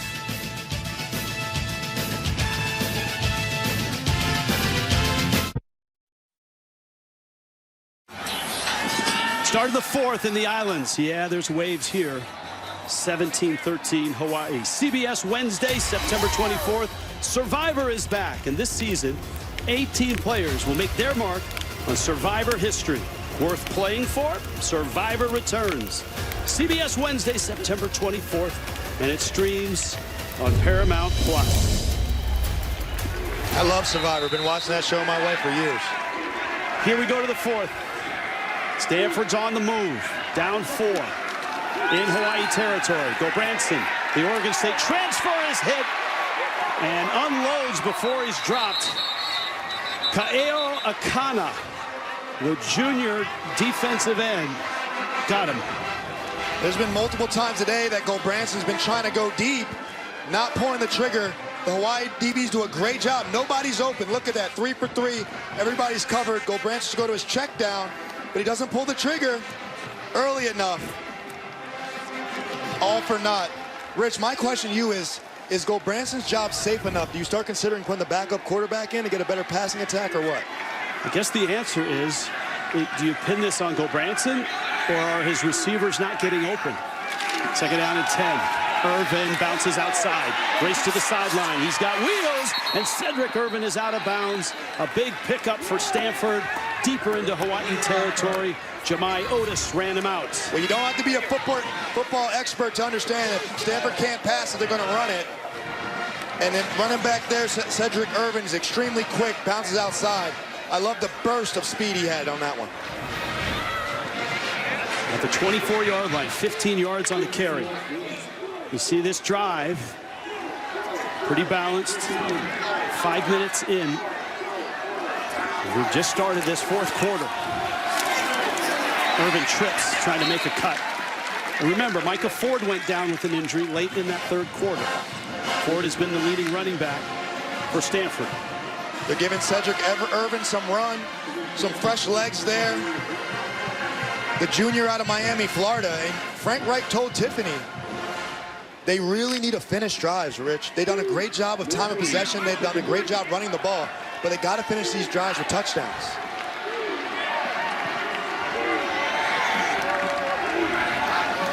Second down 10. Irvin in trouble, again bouncing outside.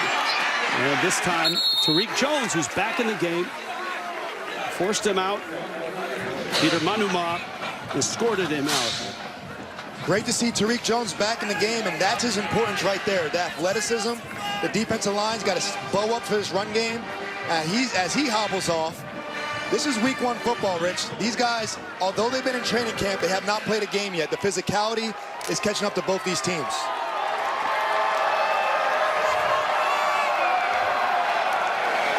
Third down 6 for the 25. Gulbranson out route, caught there. That's Marcus Brown with the catch. Let's see where they mark him. That is short of the first down by about 2 yards. This is going to be a 4th and short, and Frank Reich's not hesitating. They're on the ball. I assume about 100% this is going to be a run right here. 4th and 2. It's a run. Did he get enough? And it looks like he did.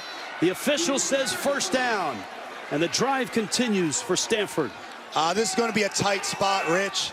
We know Stanford was going for it. They were quick on the ball. You know they're going to run it. The trend has been to follow the tight ends. That's what they do. Where does Irvin fall? Just enough to get a first down. They are moving the sticks as we speak. Well, hold on. Now they haven't spotted. You can see the sticks at the top of your screen. Not spotted on a 1st and 10 snap. And Micah Ford back in, bounces off of tacklers, and he's got 3 yards. The Hawaii huddle was on top of the sticks on the sideline, and the chain crew desperately was trying to yank it down the field. Looks like they wanted to get a spot there, huh? Look at the leading rushers there. Michael Ford's done a great job. Irvin's come in with fewer touches and been pretty good as well. They've been good on the ground. The pass game hasn't been there, but they're fully committing to the ground attack today. Big tight ends don't hurt when you're running it like this. Ford outside, good stiff arm, and escorted out of bounds. Matangi Thompson will get the tackle. Michael Ford's the Jersey Gatorade Player of the Year. And look at this stiff arm. Not bad from a former quarterback. Get off me, a la Marshawn Lynch, to continue with the second effort. He's been doing that all game long.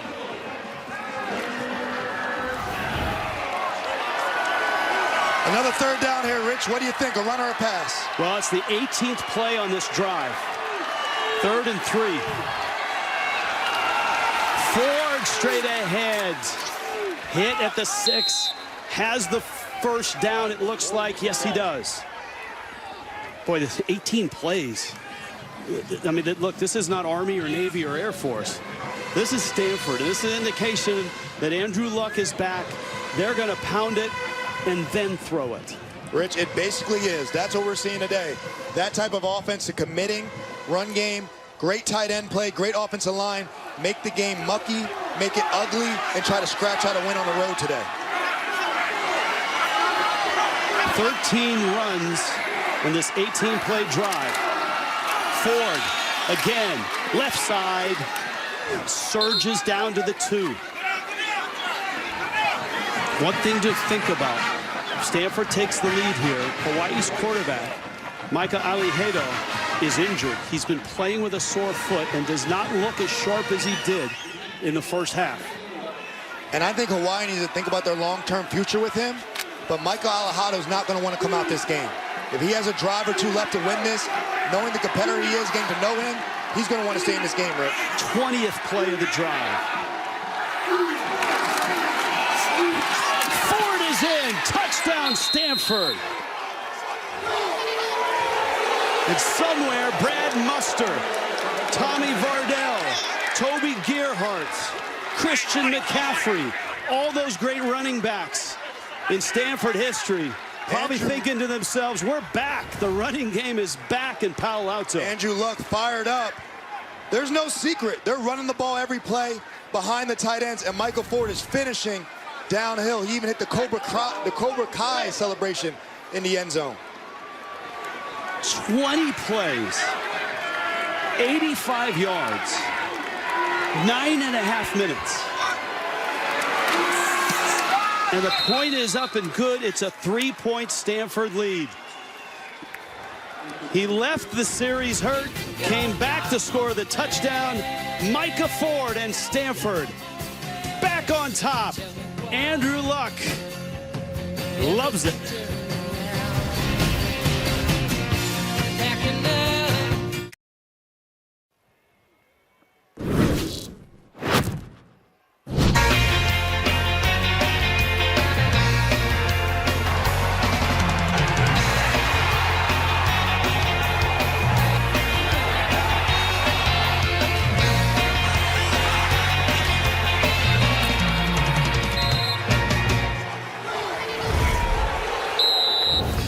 Our IHG Hotels and Resorts game recap. Stanford took a 10-0 lead on mistakes by Hawaii. Hawaii got on their feet. They took the lead, and now Stanford is up 3 here in the 4th in Hawaii. 20 plays, 85 yards, 9.5 minutes. Rich, I played a lot of defense in my life. When you're on the field for 20 straight plays and you give up a touchdown and they run it every single time down your throat, that is a tone-setting drive by Stanford. Tiffany Blackman, what you got? Yeah, you guys mentioned tone-setting drive. They are feeding off of Micah Ford's energy. He was walking back saying, I needed that, I needed that. Then they reminded each other, we've got 9 minutes to go. We'll see how it plays out, guys. Thank you, Tiff. And, of course, the other story is the foot of Micah Alihado. Went out of the game, heavily taped. His comeback, he's been limping noticeably. The redshirt freshman quarterback fires that one to Brandon White on the outside, and he steps out of bounds. When you're Micah Alihado and you've only lost 2 games in high school, and you threw for 124 touchdowns and 4 interceptions or whatever his crazy stats are, he's used to winning, Rich. He's a winner, and he's going to try to win this one tonight. 18 to 25, 116 yards. And a flag goes down. Ball start. Offense, number 52. 5-yard penalty. 2nd down. Don't forget, later in the game, play of the game, presented by Jersey Mike's Subs. Timmy Chang told everybody around the program when they signed Alihado, we got one. And what he meant was a Hawaiian quarterback who could run the run and shoot, like many of the greats here, including himself. 2nd and 11. Alihado limping, throwing, caught. Ashlock in traffic, 27-yard line. Well short of the 1st down.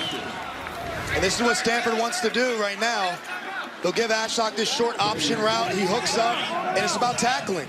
You'll give up a 3-yard gain when you're defending this offense. We got an injury on the field. The ball had been spotted before the player for Hawaii has gone down. Timeout. for an injured player.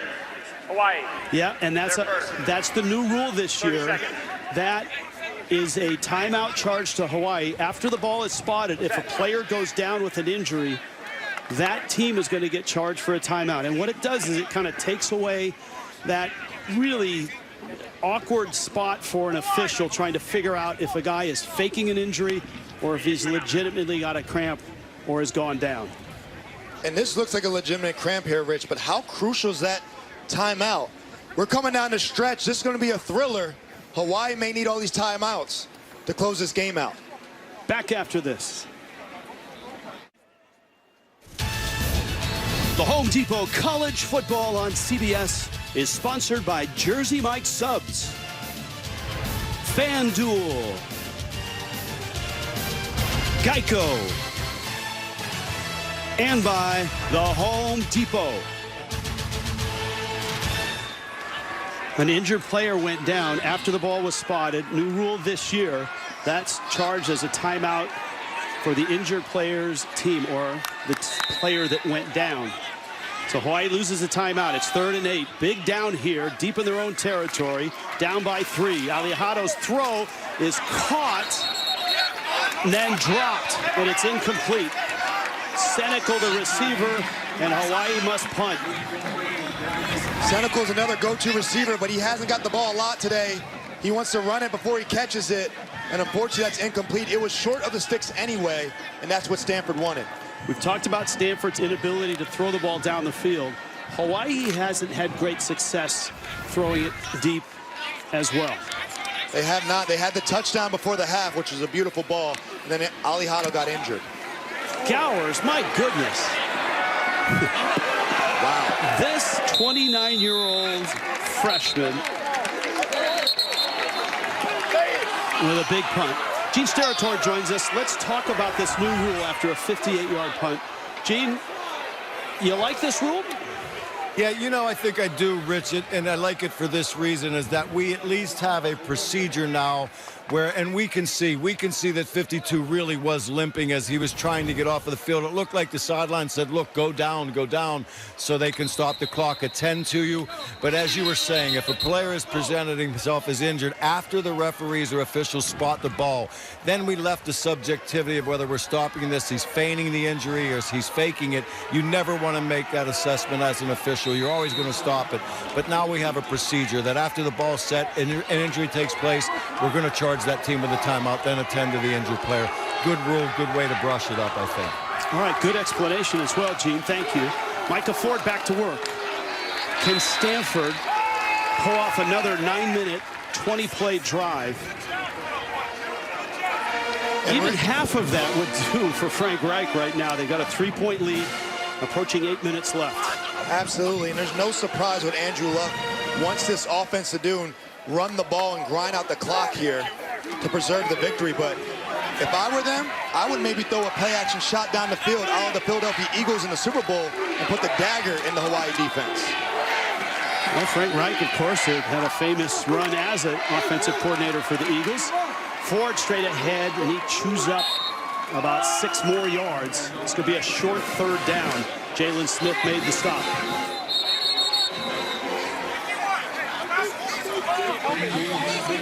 Looks like Tafiti number 11's down for Hawaii here. Jemai Otis, my apologies, Jemai Otis, who was a leader. Their green dot, their Mike Backer. He's going to be important in stopping the Stanford run game down the stretch. He's been important already. 8 tackles, 7 solo stops. Manuma with 7 stops for Hawaii. Again, they're not big, these linebackers. Otis is 220, Smith is 220. They pursue, they're athletic, and Stanford is happy just to pound it right at them. And they were nowhere near as big as these Stanford linemen. And the Stanford running back, Micah Ford, is about the same size. So they have tough duty today, and now their leader of a linebacker is not in on this play.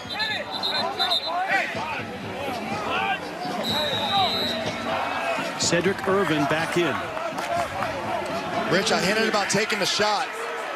I wouldn't do it here on 3rd and 2. I think Irvin's going to get this ball following the tight ends. Hawaii trying to sell out. There's the play action. Gobranson with a catch there. That's Chico Holt with the catch. And Holt, the fourth-string tight end, is into Hawaii territory. Frank Wright kept that one in his bag. He had me fooled in the booth. Every defender out there thought it was run. I thought it was run. Chico Holt sneaks out here in the bunch. Everyone's playing run. Look how aggressive everyone is. He just comes right there. Nobody has him. Hawaii doesn't do their job. They're set up for the run game, and they pull out the play-action pass right when they need it. 36 yards. And into Hawaii territory. Ball marked at the 41. Farrell in motion. Ford to the ground again, and he spins away from a tackle. Micah Ford. Down he goes inside the 25. Thompson hauls him down. Another big run for Stanford. Rich, in the open, we talk about the physical run game, what Stanford wanted to get back to. Look at the beautiful spin move. Oh my, Micah Ford has showed the stiff arm, the spin move, lowering his pads. He's putting a complete display of great running with the football today. 17 more yards. He's up to 110 in the game. Irvin's back in. They've been a pretty good combination here in the second half. Gobranson, look, he throws a pick. It's intercepted. Mendiola Jensen got up and took it away. What a play. Mendiola Jensen. This is freakish athleticism. I've never seen one like this. He's in the backfield on a blitz. Gobranson can't believe it. Mendiola Jensen's come on the right side of your screen. He reads the pass, and look at that. Usually you knock it down, but you don't have the reactions to actually catch it. Oh, it slipped through his hands and fell right to him. Still, major play for Hawaii. They're back in business. That drive 61 yards before the pick.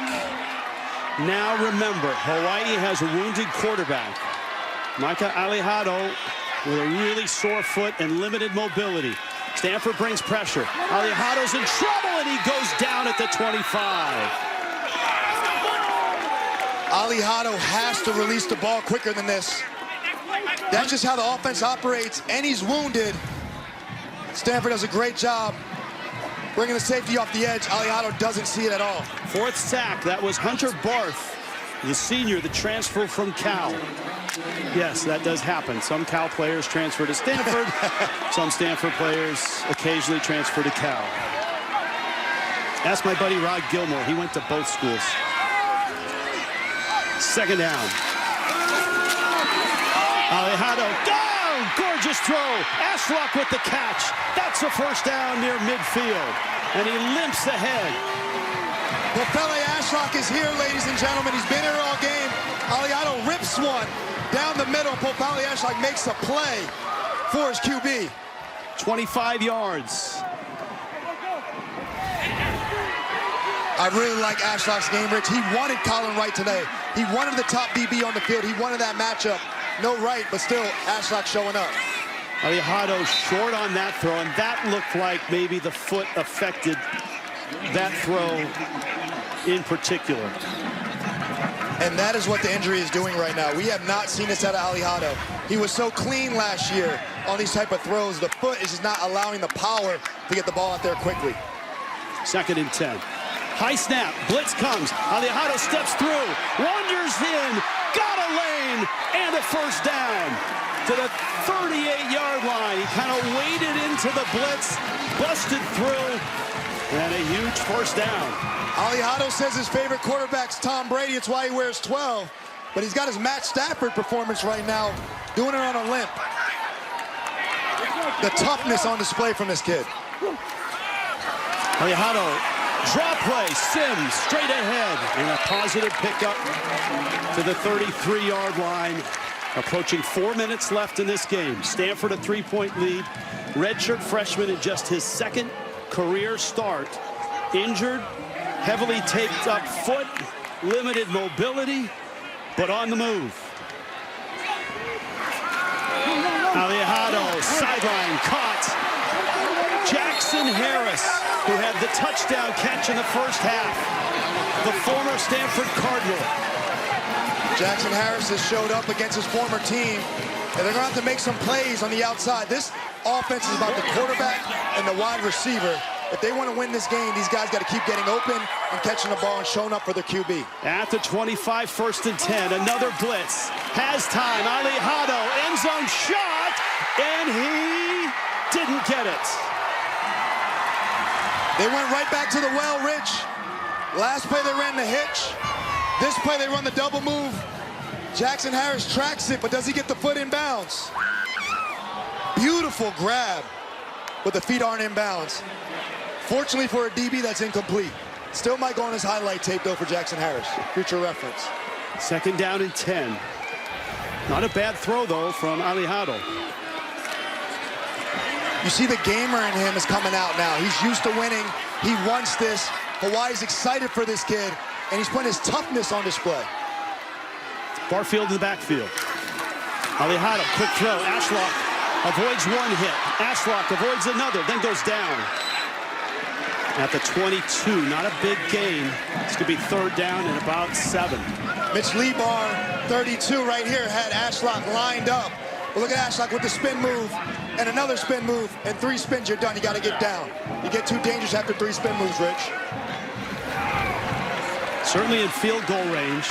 Obviously, Hawaii would like to get the 1st down, run that clock down, and stick it in the end zone.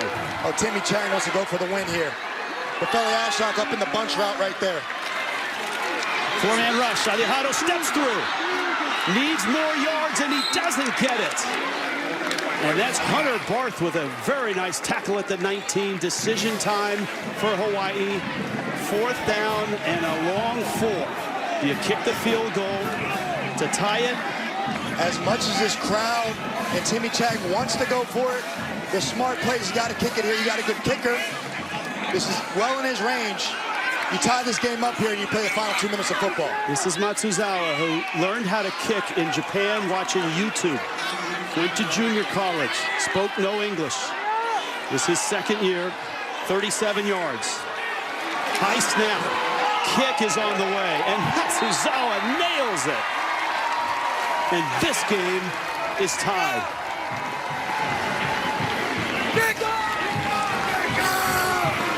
A gutty drive by the Rainbow Warriors.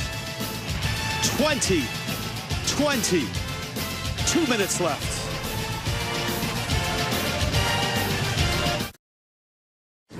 Let's take a look at the Modelo game changer. That would be the ground game, Micah Ford for Stanford.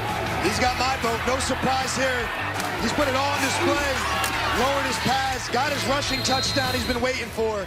If Stanford wants to win this game, Micah Ford is going to put on his back and run them to victory. Hawaii to kick off.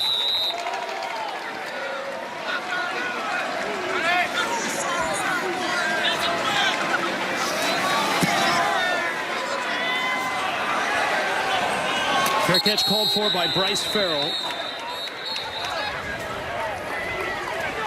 1 snap, and then the 2-minute timeout. Rich, I had a great D coordinator, Dean Pease, from New England Patriots, Baltimore Ravens, and Tennessee Titans, and he told me 2 minutes is technique time. It's a time where you really got to lock in on your technique. Don't try to do too much. Don't assume that Stanford's going to run the ball because they had the play action. Everyone's got to do their job here, and a team that executes the best in the final 2 minutes usually wins the game. Stanford has 3 timeouts. Gulbranson, who threw that pick on the last drive, with the ball sitting at the 25-yard line. I don't think they want to get too cute and try that again. I think they're going to stick to the run game here. Remember, they have a great kicker who won 2 ball games last year in the final seconds. Emmett Kenny from long distance. Ford, left side, not much there. Gain of maybe 3. And there is your 2-minute timeout. 2-minute timeout. What a start to the college football season on the islands. 2020 with 2 minutes left in Hawaii. Down to this, back and forth, Hawaii and Stanford, 2020, under 2 minutes left. Rich Waltz, Logan Ryan. This has been quite a ride. A lot of momentum has shifted over the course of this game. Stanford has the football, and they've got a kicker who's won 2 games from long distance last year. Yeah, Andrew Luck and Frank Reich are smart. Your best players win you games. Put the ball in Micah Ford's hands, run this out, and set up your kicker. You having fun yet? Oh, man, this is a blast. Second down 7. Cedric Irvin, the tailback. Branson throwing to the far sideline, and it's over the head of C.J. Williams, who looked like he lost his footing coming out of his cut. Rich, I really don't agree with the pass call here. It stops the clock for Hawaii. Receiver slips, come out of his break, doesn't really drive out of that. Branson puts in a good spot. C.J. Williams doesn't. That's Unk right there. He slipped out of his break. But now you got to stop clock. Third down for Hawaii. Dennis Thurman, I'm anticipating pressure, and get the ball back to your young stud freshman quarterback. Look at the press coverage here. This is all man-to-man, ladies and gentlemen. Third down, the throw again. Branson steps up, fires, broken up, and incomplete. Jaheim Wilson-Jones. And to your point, another incompletion stops the clock. $1:45 left for Hawaii. Jaheim Wilson-Jones, not in man, he's in zone, but he squeezes tight, reads the concept, comes downhill. That is a beautiful play. If you're a young DB in high school, that's exactly how you play it. Jaheim Wilson-Jones giving his team a chance to win this game. That's the gamble when you throw it and don't complete it. Plenty of time for Hawaii. They have 2 timeouts left. And Rich, I don't agree with that at all. I do not like how Stanford handled that.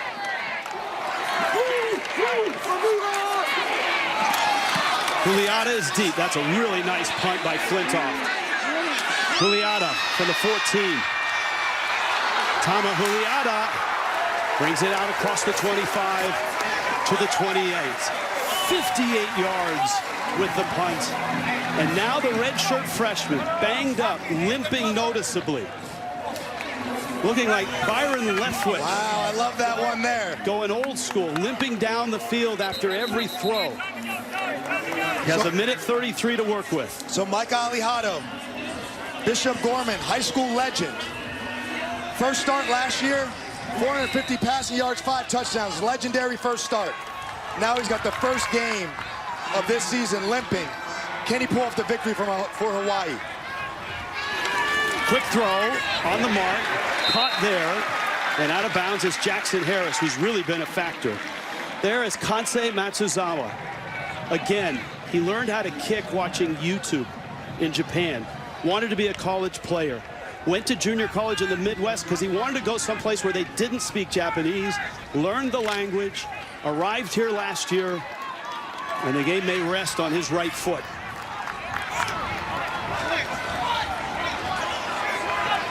Mike Alihado getting him in the right play. Bofeli Ashlock's his go-to guy. Stanford blitzes. Alihado fires. Good sidearm throw. And that's Harris. Short of the first down, I believe. He's right at the, no, he's got it. They do spot it and give him a little bit of room. And that's a first down. That is a major spot right there. Hawaii is rolling. They're in their tempo offense. They have 2 timeouts. They are going to the win, though, so field goal range is going to be a little bit further for them. 4-man rush. Alihado dumps it. Sims catches it. And Sims at the 43-yard line. That's a gain of about 4. Second down 6. Timmy Chang is holding on to his timeouts. And remember, they lost one for the faking the injury rule. So keep that in mind. Second down. Throw to the sideline. Caught there. That's a first down. That's a nice move by Jackson Harris.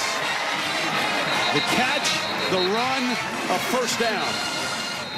Alihado's using that timeout. Jackson Harris is in the boundary top of your screen. He's getting one-on-one coverage all day, and that's one they're confident in. He's got to win that for Hawaii if they want to win this game. 30 seconds. It's a 30-second timeout. If you've just joined us, Micah Alihado, highly touted redshirt freshman, injured on this play. And it looked gruesome, Rich. We really didn't know. We were holding our breath if he would come back this season. He comes back in the game playing on one foot, a la Byron Leftwich, who you referenced, and he's in position to lead Hawaii to a major upset over Stanford. It was a foot injury that they taped up as hard as they could, and he's limped everywhere since. He's won everywhere. I mean, look, Bishop Gorman is one of the top high school programs in the country in Las Vegas. He was a starter as a sophomore.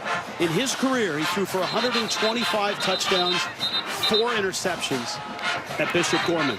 Last year, his only start was one of the greatest first starts ever by a freshman quarterback in NCAA history. And Rich, you want the cherry on top? He was on the bowling team at Bishop Gorman and bowled a perfect 300 in the game. Now I'm getting jealous. Now you're doing everything too well. I'm going to start hating on you if you can bowl a 300 and never lose a game at quarterback. Target line, 35-yard line. That's 10 yards away. Alejado, little throw and a dangerous one, and it's incomplete. There's a Stanford player down. 2nd and 10. Looks like Zach Bucky's down there, number 98. But I would not roll Alejado that way. That did not look natural with his injury to roll him to the right like that.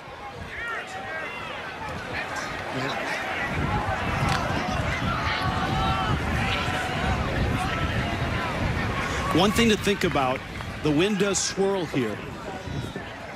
Hawaii right now is going into the wind, and that adds a few yards if they do try to kick a field goal. This is the awkward rollout by Alejado, and this is Bucky 98 there. You see his legs just go out under him. They're stretching his calves. This usually is a sign for cramping. It's hot, it's humid, and now we're down into the stretch. Tiff, you're down on the field. What are the winds like? Yeah, at moments it's calm, but for the most part, it is swirling around. Got my papers blowing around as well as my hair. So you guys mentioning possible field goal here, it might be a little bit tricky given the elements right now. Yeah, and it's, look, they would rather be going the other direction. We got here and we wanted to look at the flags on top of the goalpost. Whether the wind blew them away or not, I don't know. They're gone. We have to look over to the Stan Sheriff Center, the basketball arena, where they've got some flags to give us an indication. There's your target line. And Rich, this is a tough position for the defense. I've been here in NFL games. I've been here in college games.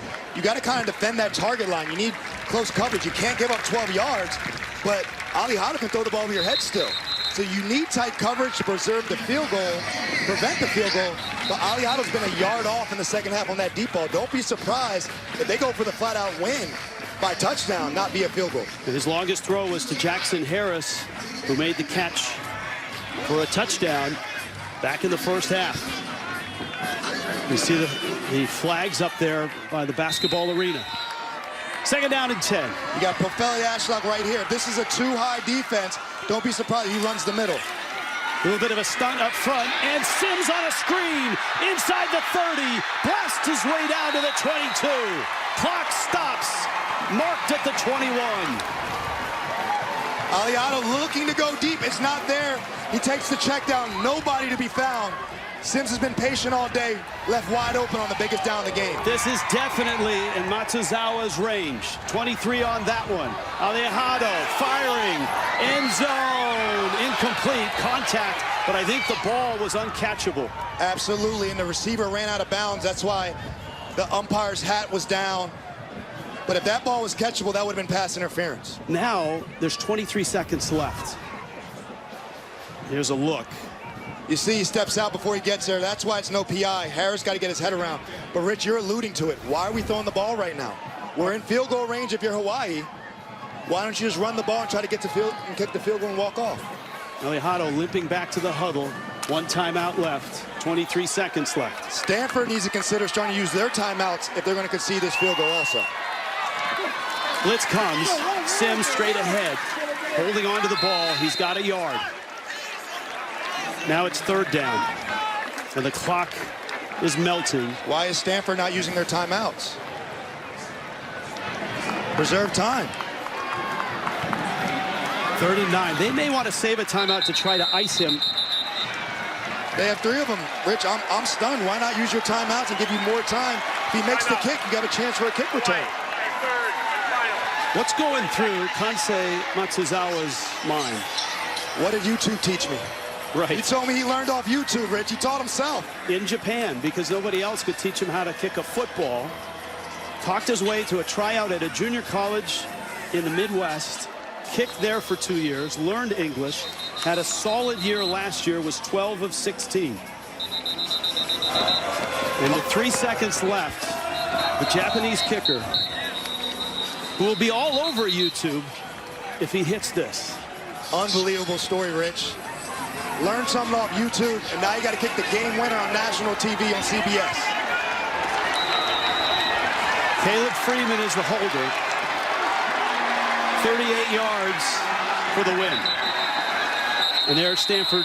There's your ice. There's your ice, Rich. Frank Wright got a call as he wheeled a cart into Costco from his former quarterback. And as Tiff said, the first call when Andrew Luck decided to retire was to Frank Wright. And Frank Wright really cares for him. That's the relationship I got talking to those guys. They care for each other. They really want to bring Stanford back to dominance. And this is not a throwaway year. That's what Andrew Luck said. That's why he got Frank Wright for this year. This is important for Stanford this year. And of course, his first call when he got the GM job was also to Frank Wright. Absolutely. That's a favorite contact in his phone for sure, Rich. Speed dial. Hocking College is the junior college for Matsuzawa. Here we go.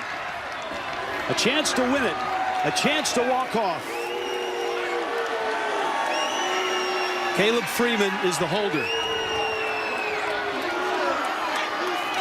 Snap. Kick is up and good. And Hawaii has done it. Unbelievable gritty performance by Mike Alejado, setting up his kicker. Stanford thought they had it in the bag, but the true redshirt freshman quarterback, the golden boy, got Hawaii the win today. Hawaii's first win against the Power 4 team in a long while.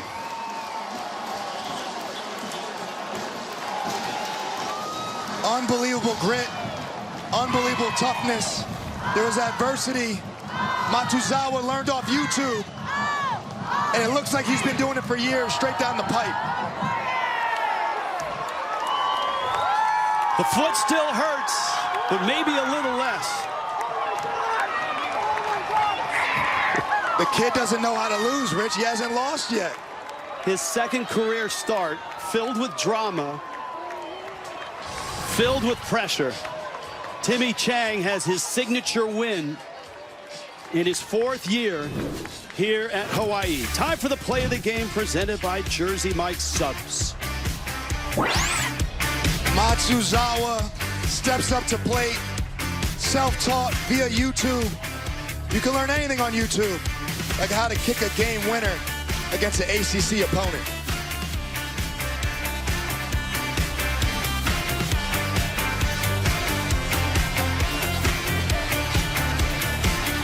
Well, for Hawaii, everybody felt this was going to be a special year, and it certainly starts out that way, taking down Stanford out of the ACC 23-20.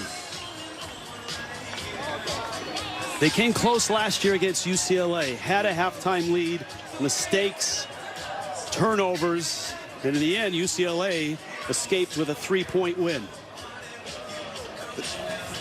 No escape for Stanford. Hawaii beats them 23-20, the final. For Logan Ryan, Tiffany Blackman, Gene Steratore, our entire CBS crew. I'm Rich Waltz. So long from Honolulu. Hawaii wins at 23-20. You've been watching the Home Depot College Football on CBS.